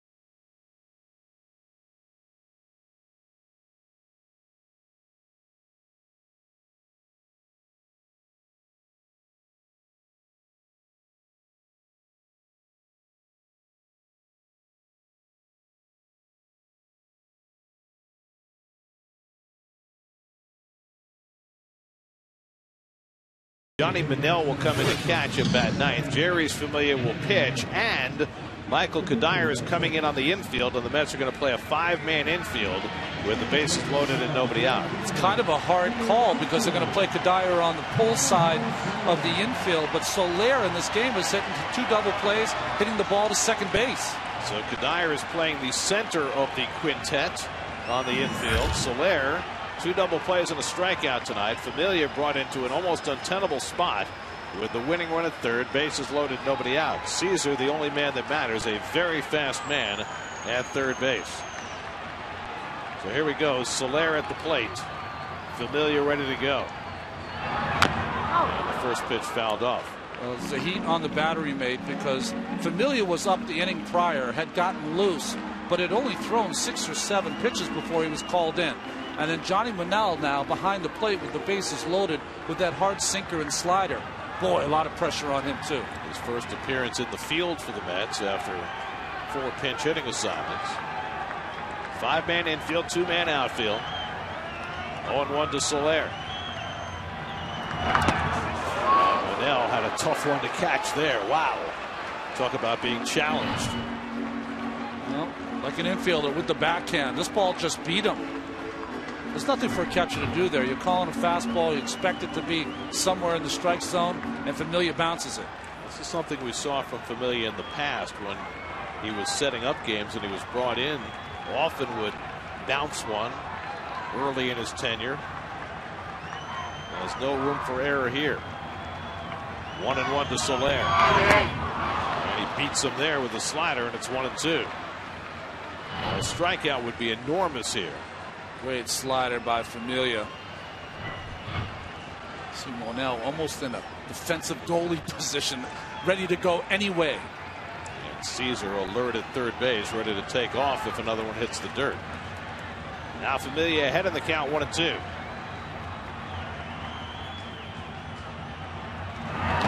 And Monell does a great job stopping that slider from going to the backstop. Boy, you talk about handling the pressure. Well, you see he's high on his haunches to make sure that he can slide over to make that play. How about this? Your first ever appearance for your new team behind the plate, and you've already had to smother 2 of them. Now it's 2-2.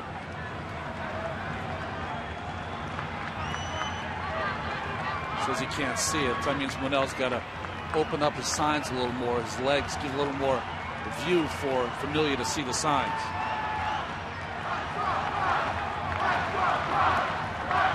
2-2 coming. Struck him out. Familia gets a big first out as he fans Soler. 1 away. Came back with that fastball sinking inside. Scooped by Monell, missed by Soler. It's 3 of them in the dirt that Monell is set to handle during that first at bat. Now Kadire looking into the dugout, seeing whether they want to switch where he plays with the left-hand batter Coghlan coming up. They're going to keep the 5-man infield. Coghlan is 0 for 3 tonight, and Kadire playing more right in front of the bag now. Bases loaded, 1 out.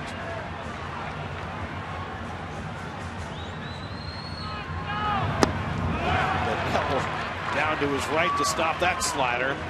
1-0. What a workout. Cold off the bench on a cold night, handling one of the toughest pitchers to catch on the Mets staff. So far, so good. Only person moving better tonight than Monell is Lundqvist. Kadire moves a couple of steps to the right side of the infield. 1-0 the count. And Coghlan takes ball 2. Jonathan Herrera on deck to pinch hit for the pitcher. So now Coghlan in an advantageous spot. Ahead in the count, 2-0.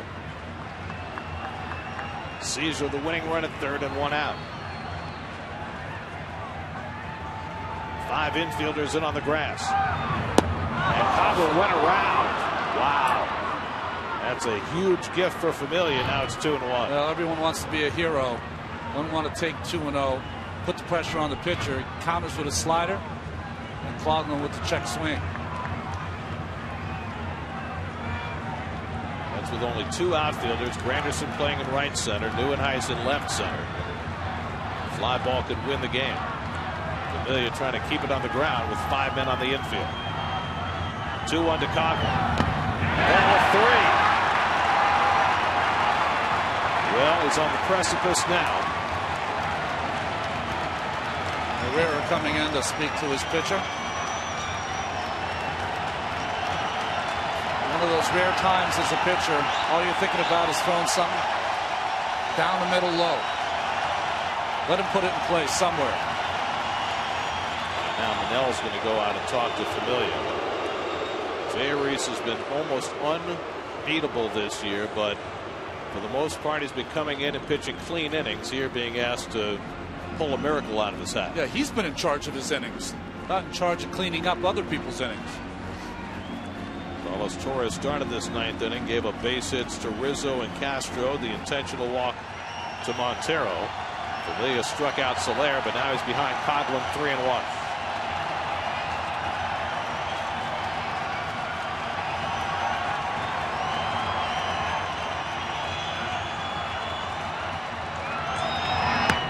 Ball 4, and the ball game is over. Caesar trots in with the winning run, and the Cubs have taken the first 3 in this series. Familia walks Coghlan with the bases loaded, and the Cubs win it in the bottom of the ninth, 2-1. Well, tough situation there for Familia. 5-man infield didn't matter with the walk. Mets had been 17-0 when they lead after 7 innings. That has now been marred by this loss to the Cubs tonight. Well, this one really hurts for the Mets. Matt Harvey, trying to play stopper, was brilliant tonight. 7 scoreless innings, 9 strikeouts.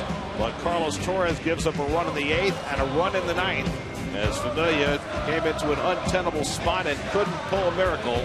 And the Cubs, with a run in the 8th and a run in the 9th, win it 2-1. They've taken the first 3 of this series. The Mets have now lost 6 straight times at Wrigley Field.